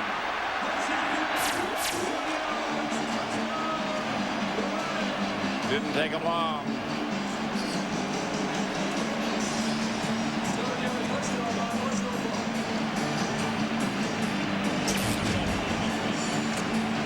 That's the thing. They go and they hit you with that big pass, and then they come right back and get you with a run. It is amazing how many ways they can hit you. You see who was out leading that play? I think one of the most underrated linemen on the Rams, Andy McCullum. And he was the center, and he pulled out, and he's the guy that was the lead blocker for Marshall Faulk. Wilkins for the extra point. 31-10. Very impressive effort and throw by Warner, catch by Hope, run by Faulk.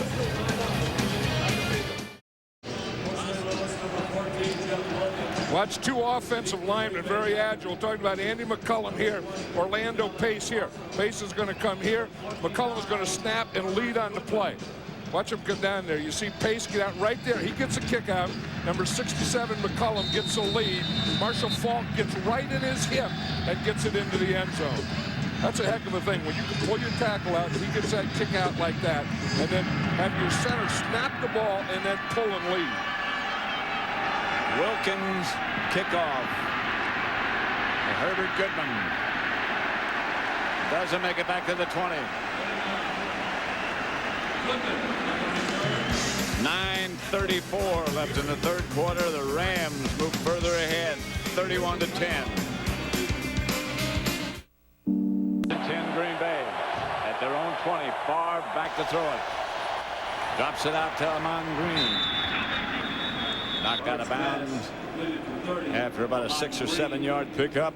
By 58, Don Davis. It goes back to those turnovers, doesn't it? That the Packers come in here and it's tough playing on the road, and then you're playing against the Rams, who are really the best team in the NFC, and I feel they're the best team in the NFL, and then you get some turnovers, and you get down, then it's an uphill battle, then you got the crowd, and this is about as tough job as Brett Favre is ever going to have to win this thing.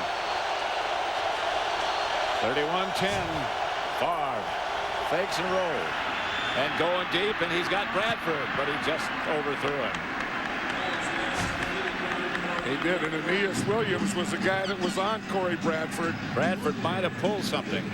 Well, when you run that fast, you do tend to pull things. I would never know. I wouldn't either. Wouldn't you like to just try it sometime? Some of these guys are running. I've tried it. 9.2. It doesn't take. Someone else's body. I mean, no, you get someone else's body and you run a 9.2. And as we saw Corey Bradford, he just ran off the field too, or walked off the field. He got back to about the 20-yard line and then went off. So maybe it's just to catch a blow, but he's not in there now. 3rd and short. Freeman in motion. Favre stepped up. He's going to get the first down. Surprised he didn't throw that, because when Brett Favre does, he usually goes to his right. In fact, up until this year, every time that he would play pass, you know, fake, or he would scramble, it would always be to his right. So they defended him one way on that side. They contained him on that side, and they just took off on the other side. Then they started to do some things, some play pass, and Brett Favre running a little to the left this year, a little more. But every defense still plays Brett Favre for running to that side. Here goes Freeman in motion again, and Favre drops again. Oh, he almost threw an interception again. London Fletcher had one in the basket. London Fletcher got me last night, and he says, "You aren't one of those guys that think this is going to be a shootout, are you?" And I didn't know what the heck to say. So I said, "I don't know." And he goes, "Well, anyone that thinks it's going to be a shootout doesn't respect our defense."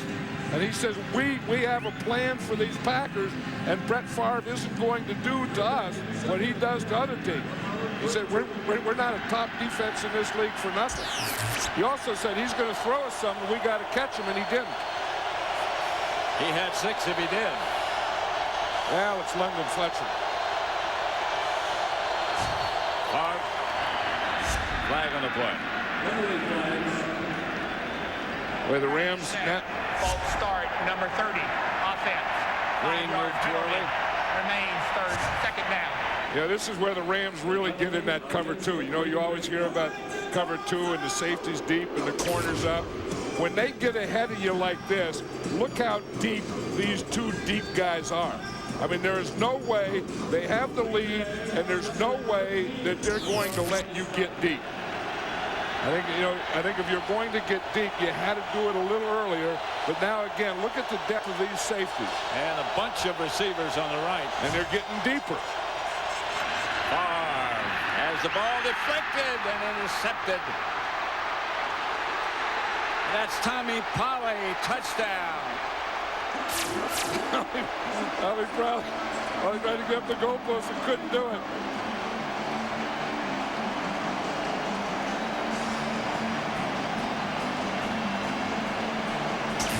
I tell you, this Ram team isn't all about offense.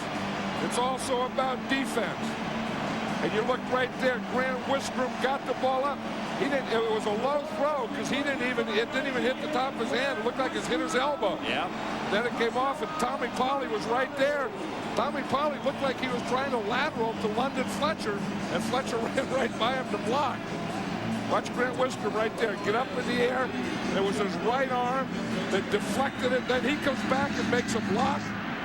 What a player, Grant Wistrom. I mean, Tommy Polley gets the touchdown. Grant Wistrom gets an assist. Wilkins' extra point is good. And it's 38-10. Rams leading. And I think when you include those too many weapons now, Pat, and you talk about the Rams, you have to include defense. And you have to include turnovers. Yeah, but it's a defense that got the turnover. Right. I mean, they made those turnovers. Line drive, kick, bounces away from Rossum, bounces into the end zone, and he'll have to down it there. I mean, just like that last touchdown, it was Brett Favre throws the ball, Grant Wistrom hits it, knocks it up in the air. Tommy Polley gets it and runs it in for a touchdown. So they're making those things happen. I mean, Grant Wistrom is making that happen by not letting the ball get by him. And he makes so many things happen. I mean, this guy is a heck of a player. Yeah. And, you know, I mean, he's not in the Pro Bowl. And I think when you look at a team guy that, you know, plays against the run, rushes a passer. I mean, heck, he has a couple interceptions this year. And he does stuff like that, like he just did on that last play. Grant Wistrom does that all the time. Favre gives to Green. Alon Green past the 25 to about the 27. When you get down to where you're eliminated if you lose, you cannot have miscues. And today, they have haunted Green Bay. And then sometimes one leads to another. Yeah. You know, you throw one right off the bat. Aeneas Williams gets it. You get down 7-0. Now you're playing uphill. Yep. You force something else, and you get another one, and the snowball just starts going downhill on you.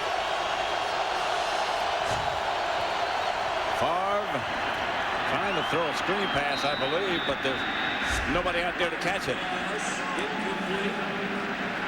Flag on the play. And I'll tell you, Mike Wall, his guard, number 68, didn't help him by putting his hands up in the air. Wall was out there for the screen, but he was showing, not me, not me. And I think they realized, well, if not you, there's no one else there. I think he was trying to find Amon Green, but I think Jeff Triplett. He fell down. I think he wears a brace or something, the referee Jeff Triplett, doesn't he? You look at, he looks like he has those rib pads on quarterbacks wear. He'll get it straightened out here.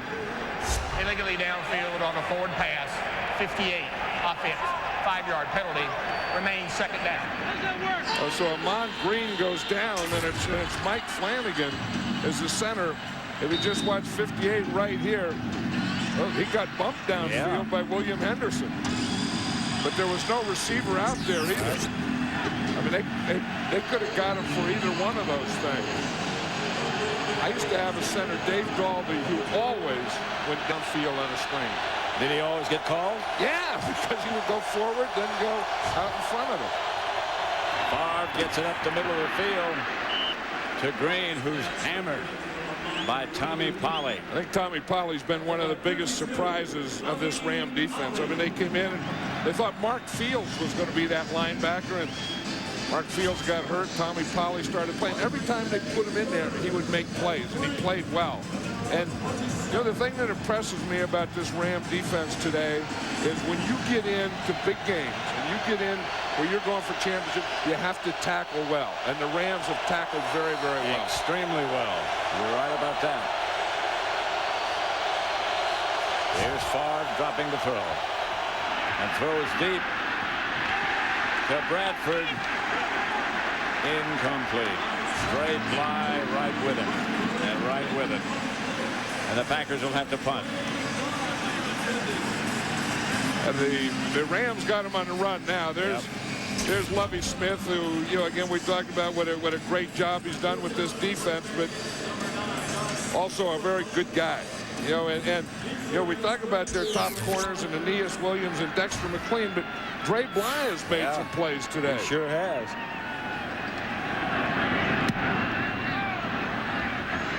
And Dre Bly signals fair catch and makes it at about the 33. Sunday, February 3rd, turn into Blockbuster's 19th annual All Madden show to find out who makes football's most prestigious team. In the meantime, we have a flag on the play. Plus, see this year's Hershey's $1 Million Kick, where one lucky contestant will have the chance to win $1 million. Downfield on a kick, 50. Number kick of the kicking team. That penalty is declined. 1st and 10 at St. Louis. That Hershey kick is going to be in front of a live audience. Blockbuster's 19th annual All Madden show begins at 1:30 Eastern, 10:30 Pacific, February 3rd, here on Fox. 19th year, isn't that something? Seem possible. Yeah, we've been looking at these players all year and pick the ones that if we had a team, those are the guys we'd want to be on. And I'll tell you one thing, we can't say who's in the team because we don't know yet, but there are a lot of players from this game that are going to be on that team. A lot of them wearing blue, including Marshall Faulk. 28, Marshall Faulk. Yeah, I don't know that if you would take an argument and then say who's the best player in football. Take the quarterbacks out, and I know a year or two ago I said Randy Moss, and now I say this guy here, Marshall Faulk. If you had to say the best player in all the NFL, I think with what he does and what he does for his team and how well he does everything, like catch and run and block and all those things, I think he's the best. Not a lot of people would argue with you. When I used to say Randy Moss, a lot of people argue with me. Here's Marshall Faulk to the Green Bay 45. Sharper tripped him up. Because he can do it from anywhere. Here you see him in the I formation. This is another one of those check downs or check throughs. But you see, he goes through there. He sees the linebacker, so he just gets away from the linebacker, knowing that Kurt Warner is going to throw the ball not only to him, but away from the nearest linebacker. Because, he studies all those things. He was telling us the other day that what he does is he talks to the receivers, and he learns how to run patterns from them. You look at these things that he has done this year. And he's done those every year. Ball. Marshall Faulk, the ball carrier. Couple. Tackled by Diggs and Holiday. Marshall Faulk was telling us the other day that we're talking about unselfish. And that's the thing, and winning is part of it. But that he is such a good player, and he's not selfish. He said, because I've been on teams where I've been the guy and lost, and he said that's no fun. And with the Colts, he said Isaac Bruce went through that with the Rams, where he was a guy but they didn't win. Ricky Prohl went through that with the Cardinals. He was a guy that didn't win. He said Torrey Holt and Oz Hakeem in college, they were the guy but they didn't win. And he said it's much better to be one of a bunch and win than it is to be the guy and lose. And you have to be unselfish. That's one of those ingredients. And I was talking to Kurt Warner about that last night, about the unselfishness of, having that many stars and that thing. And he says, the other thing, he says, none of them ever talked to me about wanting the ball. He said, I've never had a guy say, throw me the ball or do this or do that. He said, they're all quiet. They never, the receivers, Marshall Faulk, none of them ever tell him what they want. And I think that's out of respect for Kurt Warner. But they all want it, but they never say it. And it also comes from winning, because I know that success breeds success. On third down, Warner is taken down. Kabir Bajapia-Miller. Yeah, that was a name that was pretty big early in the season. Remember, Kabir Bajapia-Miller is right here. In fact, he's right here, and you see that that he is a good pass rusher. Now, one of the things the Packers were talking about that Kurt Warner does is he holds the ball low. So when they come on the pass rush or come for the sack, they're going to go after the ball. Maybe 38-10. That may be a little too late for some of those kinds of things. Allen Rossum back deep for the Packers. Well, you talk about big plays and miscues and fumbles and stuff. How about Allen Rossum returned one for a touchdown that was called back because of a penalty? Baker, his punt is fielded by Rossum, and the Rams are right there. They're going to give the Packers a long way to go. One of the guys down there that we're talking about that's playing very well on defense is also on special teams is Tommy Polley.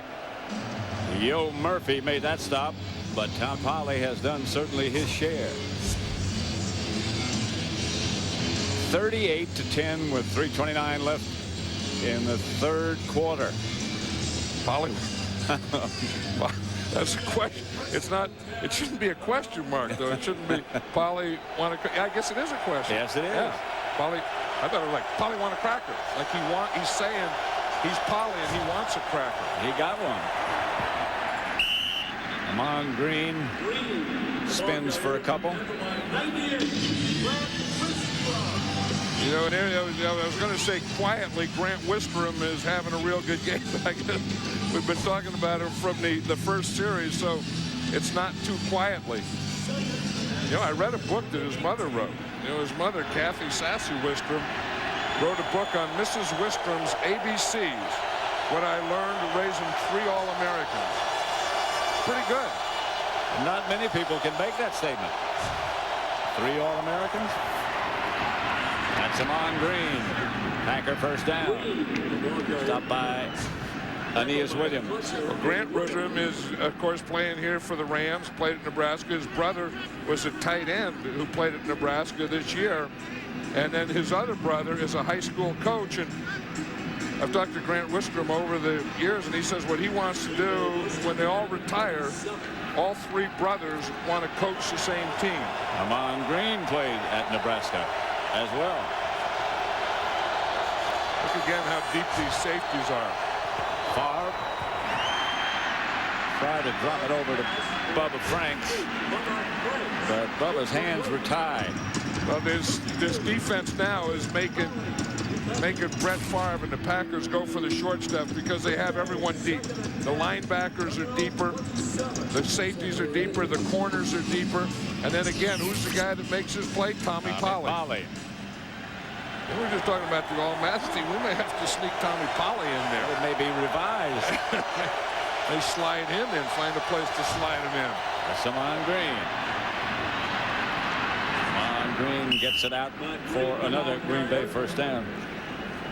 Remember, I had a coach at college one time when he got in a situation similar to this, although we weren't there too long. Look at this group. Yeah, there's our pregame guys. You'll forgive me for my blunt language, but he used to say very slowly, it's time to reach down in the old gut bag.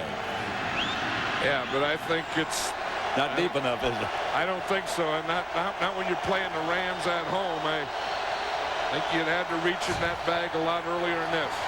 Favre fires, caught by Brad Schrader. Made the leaping catch. Look how deep London Fletcher is. We're talking about how they're playing their linebackers deeper, and London Fletcher being the middle linebacker, and he was about 20 yards deep. Watch him. He's going to line up right here, but he's going to end up way back here. But when he sees pass, he just turns and runs. He's about 10, 15, about 20 yards deep. Of course, it didn't do him any good because the ball went right over his head. He's only about 5'9" or 5'10". Boy, that was one of those far whistlers. Tight spiral. Here's Dorsey Levens.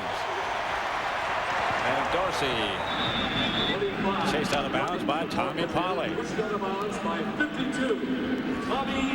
That's the thing that all these Rams players can do is they can all run. And then at the end of their run, they can all tackle well.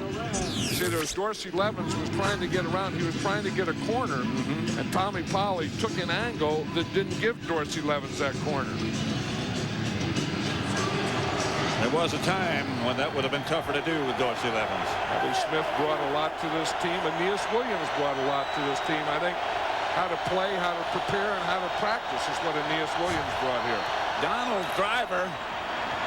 The snap from center hit Donald Driver as he passed by in motion. It was supposed to go to Favre. That was probably one of the one of those end around plays that Donald Driver runs so well. Well, you're right. He didn't get it timed, and he is supposed to be by there. He's supposed to be by Brett Favre. In fact, it wasn't end around. It was probably a pass play, and Driver just got in the way. And that's the end of the third quarter with the score. The Rams 38, the Packers 10. This Fox NFL Divisional Playoff special from St. Louis will continue after a word from your local Fox station.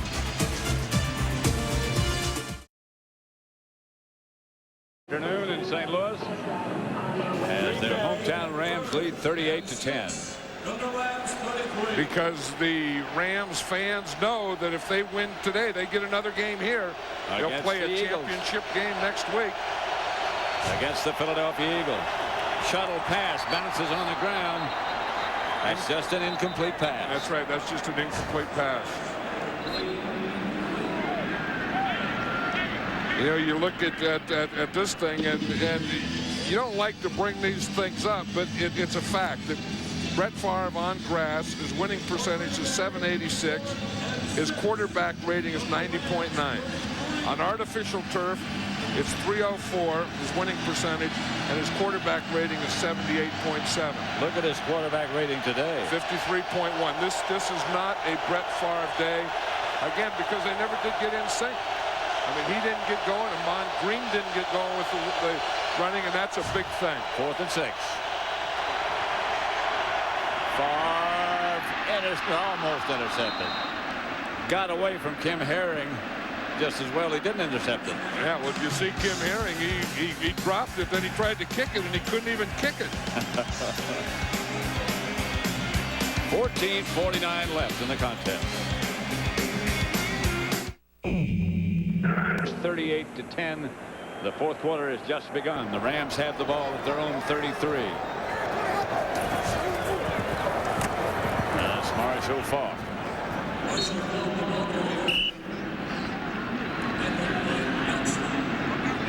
Couple. The NFC Championship.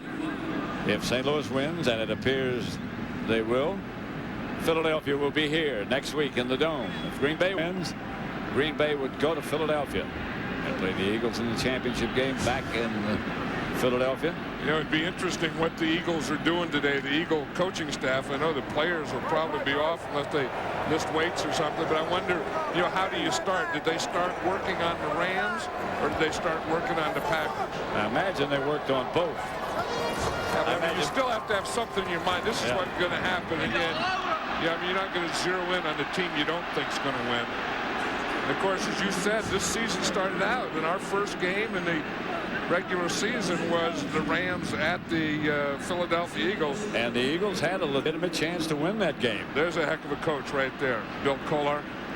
And I think that, we're talking about Lovie Smith and some of the other guys that have come over here, but this guy's a defensive line coach, and to watch him coach, they say players have a motor that goes 110 miles an hour. Well, this guy has that kind of motor, and it transcends right into his defensive line. I mean, those guys run more in a practice than any defensive line I've seen in the history of the game.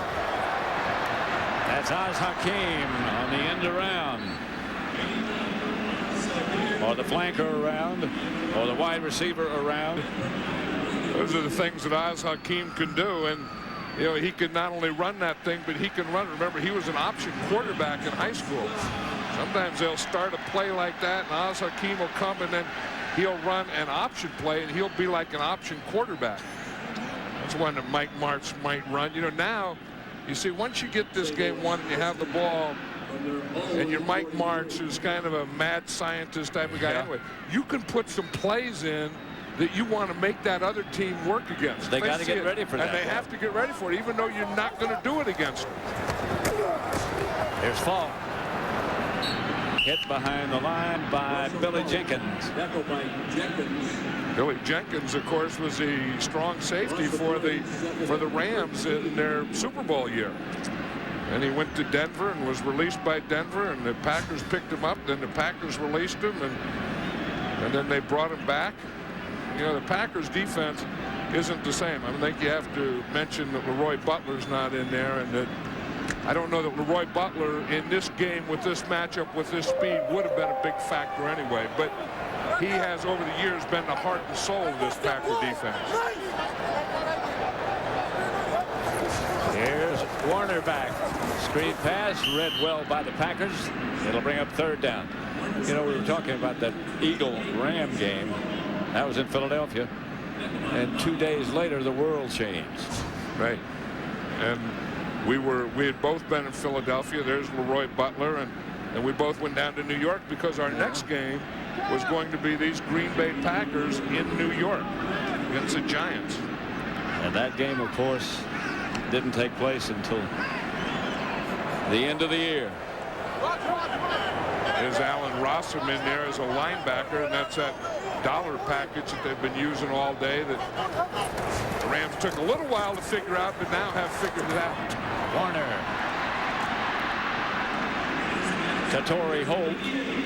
We might be a little shy of the first. We just got word from the Philadelphia Eagles that the players are off today, but the ones that need treatment are in there getting treatment. And the coaches are there at the facility. Of course, you would know that they would be, but they're working on both teams. And I would guess that right now they're not working on both teams.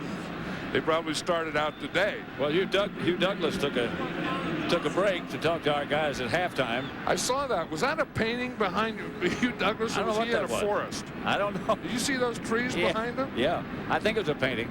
Like a backdrop or something, you think? So. Yeah. Where in the heck is he? Maybe he was in a museum. Rossum back, signal fair catch. The ball bounds into the end zone. They'll start from the 20. 38-10. The Rams lead the Packers. 10:50 left to play. Not until you turn your head. Okay, see, she was looking the other way. She wasn't paying attention. So now I will. Okay. No, don't turn away. Look straight ahead. Always look straight. Always look the camera in the eye. Here's Brett Favre. Drops it up the middle of Lamont Green. Tommy Polley. If Tommy Polley doesn't watch out, he's going to have some kind of playoff record for tackles. He's been making tackles all over the place. He has a touchdown. He's been tackling the run. He's been tackling the pass. He's turning into something special. They needed someone there, too. I mean, they had London Fletcher, and they needed another speed type of linebacker. And as they use the Tampa Bay defense, and they want to be like Tampa Bay, they wanted Derek Brooks. Picked off. He threw it, bounced off, and Tommy Polley came down with it. What a game he's had. Leonard Little is a pass rusher that is going to get there. You're going to see Leonard Little. He's going to start from here. You see him come around the corner right there. He has a hold of Brett Favre. He makes him throw it. The ball is tipped by Amon Green right into Tommy Polley. But the guy who makes his play is right here, is Leonard Little, right there. He's the guy that makes it. And Brett Favre knows that, you know, this situation, this score, this much time, you have to make something happen, and then you force it, and then those things happen. Tommy Polley's had 2 interceptions in the last 5 years. Yeah, but it all started right there with Leonard Little. He's got 2 today. Here's Marshall Faulk. Inside the 30, about the 28. This hasn't been a Brett Favre day today. The Ram defense has had their way with him. You look, they've sacked him twice. They've hit him 4 times, hurried him 4 times. The big one intercepted him 4 times, had 2 batted balls. That defense has been all over him. I mean, they come in to get Brett Favre, and they got him. The INTs are the big thing. Well, and then the thing that he didn't get any running. I mean, we'd said this earlier, that when he's his best is when Amon Green is his best, and that didn't happen either. Rams jumped on Amon Green. It was Faulk. Taken down by Santana Dotson. Yeah, this offensive line of the Rams, I think, is the other thing. You tend to talk about their receivers and Marshall Faulk and Kurt Warner, but this line has done a heck of a job. And Orlando Pace right there is, I think, is maybe the best tackle in all of football. Tom Newton, Andy McCullum, the center we talked about, you know, where he led and pulled and did some of those things. I think he's the underrated guy there. Adam Timmerman, the right guard, he's going to the Pro Bowl, and big Rod Jones starting for his first time for Ryan Tucker has played very well at right tackle. Pass is caught short of a first down. That's Marshall Faulk. You know, the great thing about that offensive line, Warner is slow getting up. See how he got hit. Well, you see Vonnie Holiday comes on a stunt. We were just talking about how well the offensive line does. He goes right by Tom Newton. Newton started to the outside. Vonnie Holiday just pushes him to the right side, and he's right on top of Kurt Warner. And that one hurt Warner. I mean, that one, you know, it's not the hit that hurts as much as the second hit. I mean, you get the hit from Vonnie Holiday, then the body hits the turf. You know, the great thing about, one of the great things about that offensive line, you were just talking about them, is that they're all going to be together for the next 5 years, which is unheard of. On Fox with the NFC Championship game, with the 2 teams fighting to go to the Super Bowl. The St. Louis Rams will host the Philadelphia Eagles. The NFC playoffs continue next week, beginning at 11:30 a.m. Eastern Time or 3:30 p.m. Eastern Time, only on Fox. 4th down coming. I don't think we're premature in saying the Rams are going to win this game. Here's Warner back to throw. Lofts it deep. Incomplete. Intended for Jeff Robinson. 38-10 it will remain. 8 minutes exactly left to play at the Dome in St. Louis. And the Rams control of things right now.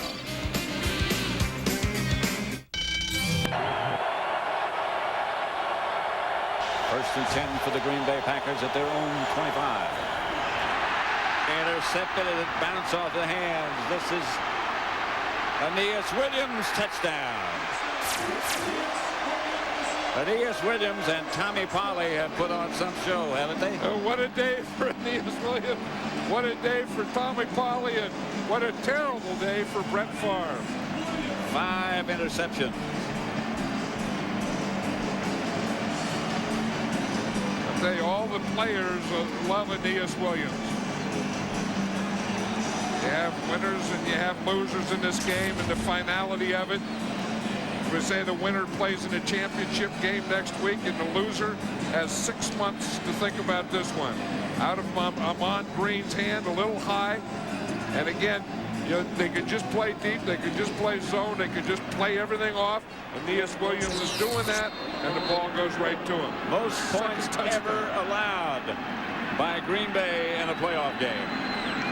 And it could be most points allowed by an offense in a playoff game. Could be. And the Packers have had such a great year. I mean, they came back. They were 12-4 this year. Beat the 49ers last week, but this is about the Rams today. Well, you know, John, there are exceptions, but not many, where a team that has to play the extra game advances. Baltimore did it last year, I know, but it's not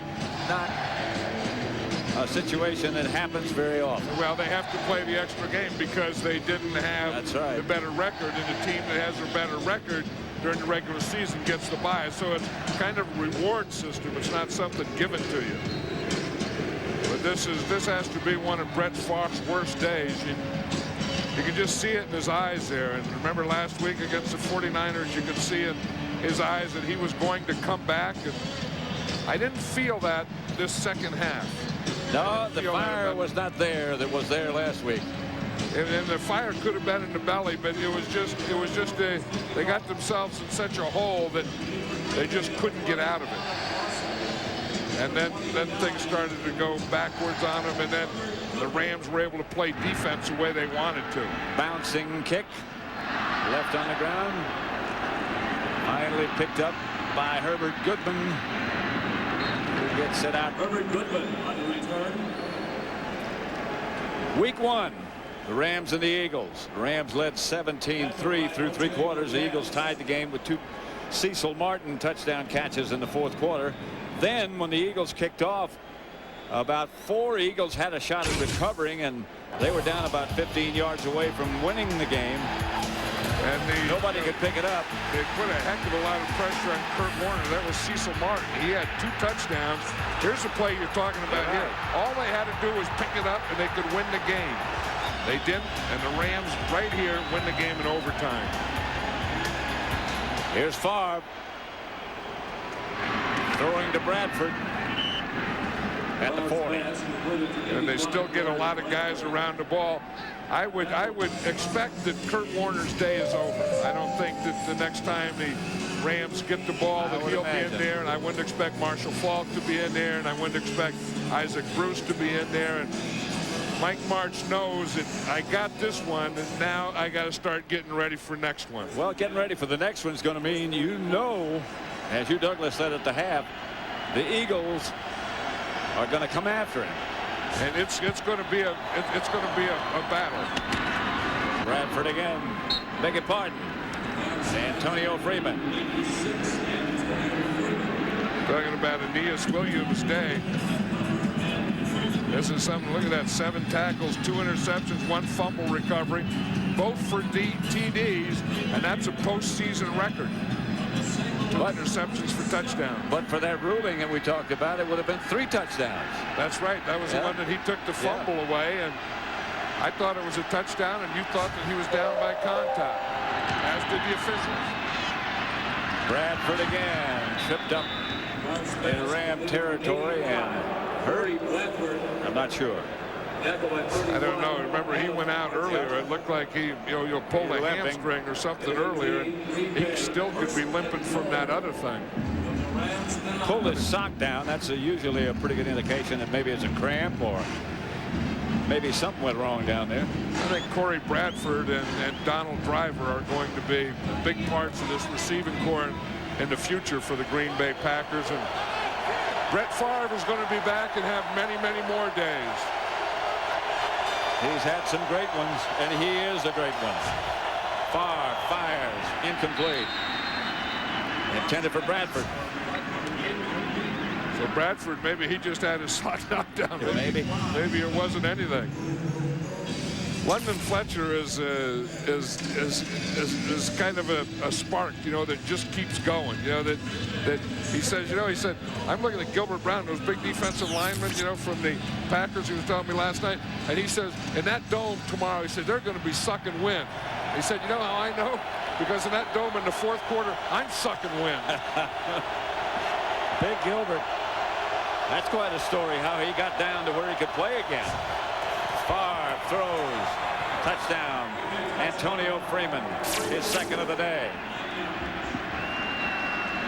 Too late, but they're still after it.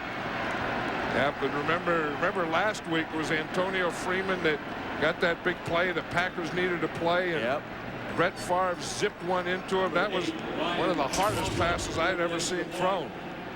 He thought so too. Yeah. Yeah, remember we were saying that the Ram defense has been playing loose this whole second half, and the Packers here just took advantage of it. 17 for Green Bay now, 45 for the St. Louis Rams. Going back to that Eagle game yesterday against the Bears, Donovan McNabb, of course, is the thing that makes it work. Touchdown pass there from McNabb. To Staley from McNabb, and now McNabb himself. You know, I agree with Deuce Staley on that thing. I mean, how come some people get cat and some people get chrysanthemum? Say that again? Some people get cat. I mean, if you're in a spelling bee, they say, how do you spell cat? C-A-T. Yeah. And okay, the next, who wants to be next? Deuce Staley said, I want to be next. And the teacher said, okay, how do you spell chrysanthemum? Now that one is beyond me. I have no idea. Well, Deuce Staley that's what he was thinking. And then he got upset, and then he had to have a little quiet time, a little timeout, and he had to go sit in the corner. I used to sit. You remember when you were in school, did you ever go and sit in the corner? Yeah. Yeah, I got put in the cloakroom, not in the corner. I got, was it cloakroom or cloak room? Cloak. Yeah, I went to school in Florida. I got caught in the cloakroom too. But I used to sit in the corner too, but never for a timeout. Deuce Staley got set in the corner because he couldn't spell chrysanthemum. Here we got an onside kick. See, you know it's going to be on this side because they have all those guys over there. So you have to kick the ball over to that side. And then the Rams have, oh, it's a fake. To the other side. Worked about like everything else has worked for Green Bay today. But there is a penalty flag too. Yep. In fact, there's two penalty flags, and I would say it's offsides. I would say it's Green Bay offsides where the flags are. Jeff Triplett will get it straightened out for us. Jeff Triplett's had a pretty steady game, because sometimes a triplet game can be an unsteady game. Sometimes it can be unusually long. And that was against the Rams. That's against the receiving team. It wasn't against the Packers. Offside, receiving team. 5-yard penalty, free kick. See, there's a 10-yard restraining line. In other words, 10 yards from where the ball is kicked, you can't go into that area until the ball is kicked. So see, if you look at where the ball is, then 10 yards from there would be the restraining line. And if the ball's there, then this here is the restraining line, and the Rams can't be over that line. They can't be over this line right there. They're lined up over it now. Get back. Okay. Now, if they come over this line before the ball is kicked, that's offsides. That's what they did. They just get back, coach. Looks like they're ready to do it again. They kick it in the other direction. The Rams touched it. The Packers get it. Yeah, that's a Packers ball. Antonio Freeman recovered.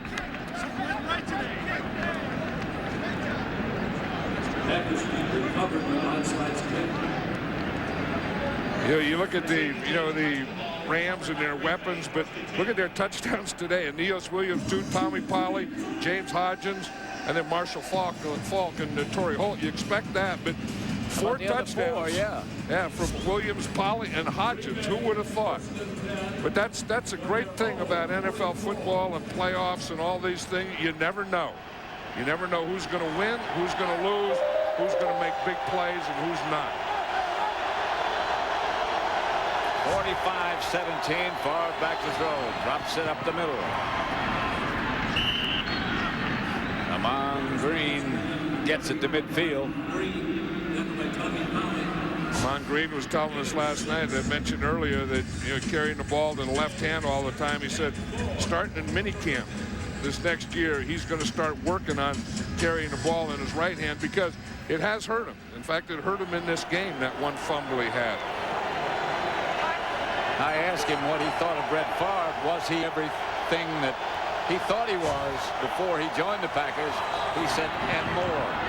And the pass is picked off by Dexter McClean. Another one of those bounce-off interceptions. There's been 3 or 4 of those interceptions today have been deflections. At least. You remember Leonard Little getting in where one to Grant Wistrom. You hear the ball is tipped right there. You see who tipped it? Tommy Polley. Yeah. Tommy Polley gets an assist for that one. Dexter McClean gets the interception. This Tommy Polley, if he doesn't watch out, he's going to be in the Pro Bowl. They'll put him in the Pro Bowl. And based on this game alone. Well, if you're going to have a big game, this is the time to do it. You know, they always say that big players step up in big games. 161 interception return yards. It's an NFL postseason record. That's one you like to have for you, but you don't want against you. I'm surprised Kurt Warner's still in there, Pat. There's no way what he's been through that I know he's probably just going to hand off, but probably 45-17 and 4 minutes go. You got this one. I mean, I think you get him out of there. I think you get Marshall Faulk out of there because you got Trunk Candidate. I mean, your Trunk Candidate hasn't played today. And you could bring someone like him in and he could break another one for a touchdown. The thing is, though, in the case of a guy like Kurt Warner, he doesn't want to come out of there. Of course, but at some point, you know, you're the coach and he's the player. You tell him to, and he does. Because if anything were to happen to any of them from this point on, you'd kick yourself all week. Now, I know that you say, well, you know, you can't play that way, but sometimes you can. 81 offense. I'd say penalty remains second down. You know, we talked about in our opening remarks about his voice problems, the fact that he was hit 2 weeks ago against Atlanta in the voice box. That seems to have stood up very well. Yeah, right. And, you know, we could tell talking to him last night that it would, but the thing that I couldn't get when he was talking about how they stuck a camera down his throat and then up in his nose to get down in his throat to get pictures of his vocal cords. I know you said you know how that could happen. I don't know how you can get a camera up your nose that can take pictures of your vocal cords. I know what the passage looks like because I had 11 broken noses, so maybe that helps me. But you didn't have any cameras stuck up in there and down in your vocal cords. It was long before that. Long before that. Next Sunday, the NFL postseason continues on Fox with the NFC Championship game with 2 teams fighting to go to the Super Bowl. The St. Louis Rams will host the Philadelphia Eagles. The NFC playoffs continue next week beginning at 3:30 p.m. Eastern Time. I beg your pardon, that's Central Time, only on Fox.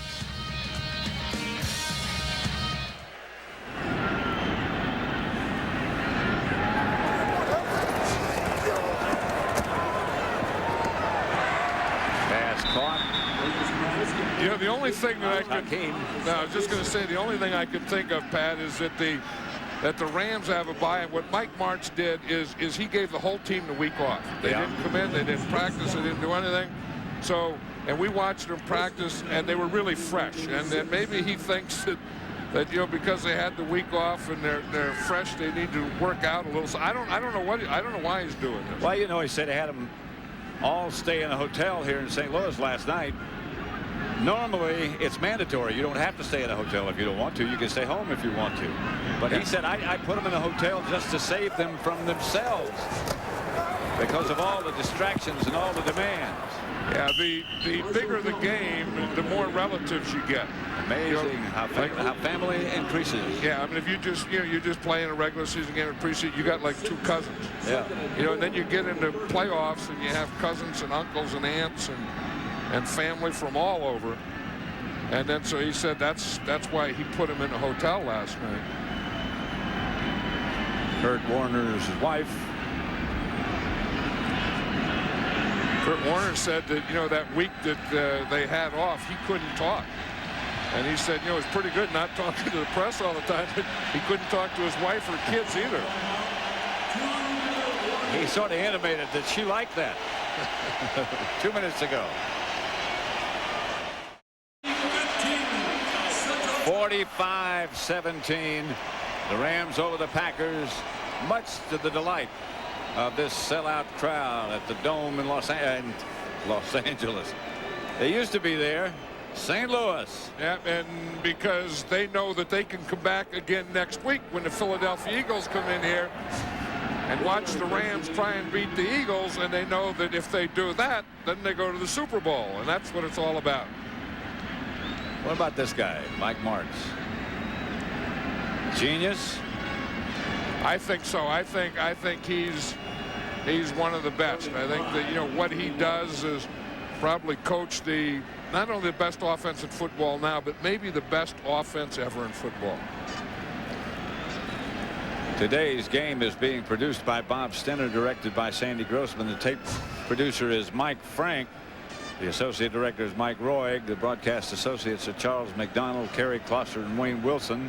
Technical producer is Bob Muller. The pregame show is produced by Scott Ackerson, directed by Bob Levy.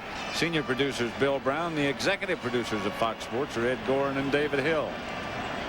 You know, I've been both sides of this sideline in a playoff game, and this side here, you knowing that you haven't done anything yet. You just won the right to go to the championship game. You lost? But so no, I've done both. I've won and I've lost. And that other side there, it's the end of your season. And these are the toughest losses. This is the lowest of the low, because you have to live with this one for 6 months. There's no, well, we'll come back tomorrow and we'll get regrouped and we'll, you know, play again next Sunday. There is no next Sunday. And the next Sunday isn't until next September. But for these guys, it's next week, and that is big. And that is big. That is the NFC Championship. And one more week past that is the Super Bowl here on Fox. And this is the most fun time of the year. Yep. You know, when you have the best teams and the best players playing against each other. Well, the tempo of the play on the field increases. The tempo among us increases. The tempo of everybody involved gets a little bit faster. You know, I don't know that the clock is going to keep running. They may have to stay and play. Well, there's a change of possession. Yeah, it's an automatic timeout. They can't run the clock out. What a day this must be for Aeneas Williams. After all those frustrating years with the Cardinals, when he played at a Pro Bowl level and the team was just not good enough for any postseason reward. Well, and then today he's there. And, you know, and then he wants to be there again next week, and the week after that is the one that he wants, because getting to the Super Bowl is a thing. But the real thing is winning the Super Bowl. There is the owner of the Rams, Georgia Frontier. Now you're right, they're going to have to run another play. Yeah, I mean, the big thing wasn't running another play. The big thing was getting everyone off the field. Run out the clock. In order to run another play.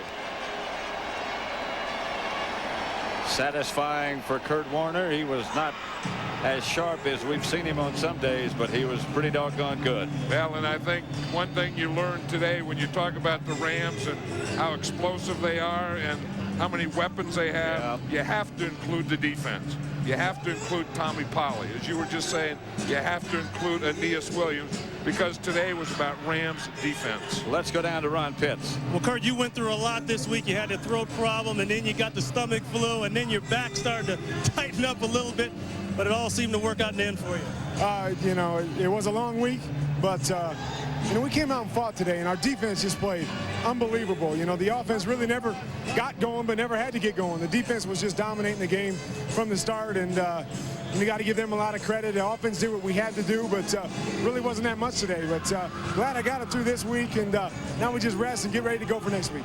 That dollar package that the Packers were using looked like it confused you guys, gave you a little bit of problem early on. Well, they were just dropping everybody back. You know, we were trying to get some shots down the field. We put ourselves in long situations. Really just had to check it down. It wasn't anything, you know, anything anything tough. It was just that they were dropping everybody back with a bunch of quick guys in there, and we just had to check the ball down. And like I said, our defense was playing great, and we knew that we didn't have to force anything downfield. We took what they gave us and got what we could, and then let our defense back on the field. You got the Eagles here next week, NFC Championship game. Give me your thoughts on Philadelphia. Great football team, a solid football team, top to bottom, both sides of the ball. Got a great playmaker in Donovan. The defense is solid all the way around, so it's going to be a great football game. It's going to be a tough football game. We're going to have to bring everything we've got and fight for it. All right, good luck next week. Pat, back up to you. All right, Ron. Kurt's going to have to start shaving a little bit more closely. He's got a little gray in the muzzle. Yeah, I know. Well, you know what causes that gray in the muzzle? When you get blood on the vocal cords. They're sticking cards. They're sticking cameras down your throat. This is Pat Summerall for John Madden and Ron Pitts saying so long from St. Louis, where once again the final score is the Rams 45, the Packers 17. Up next is the postgame show with JB, Terry, Howie, and Chris right after these words. For more information on today's game and the latest NFL news, log on to foxsports.com, the official sports site of the Internet.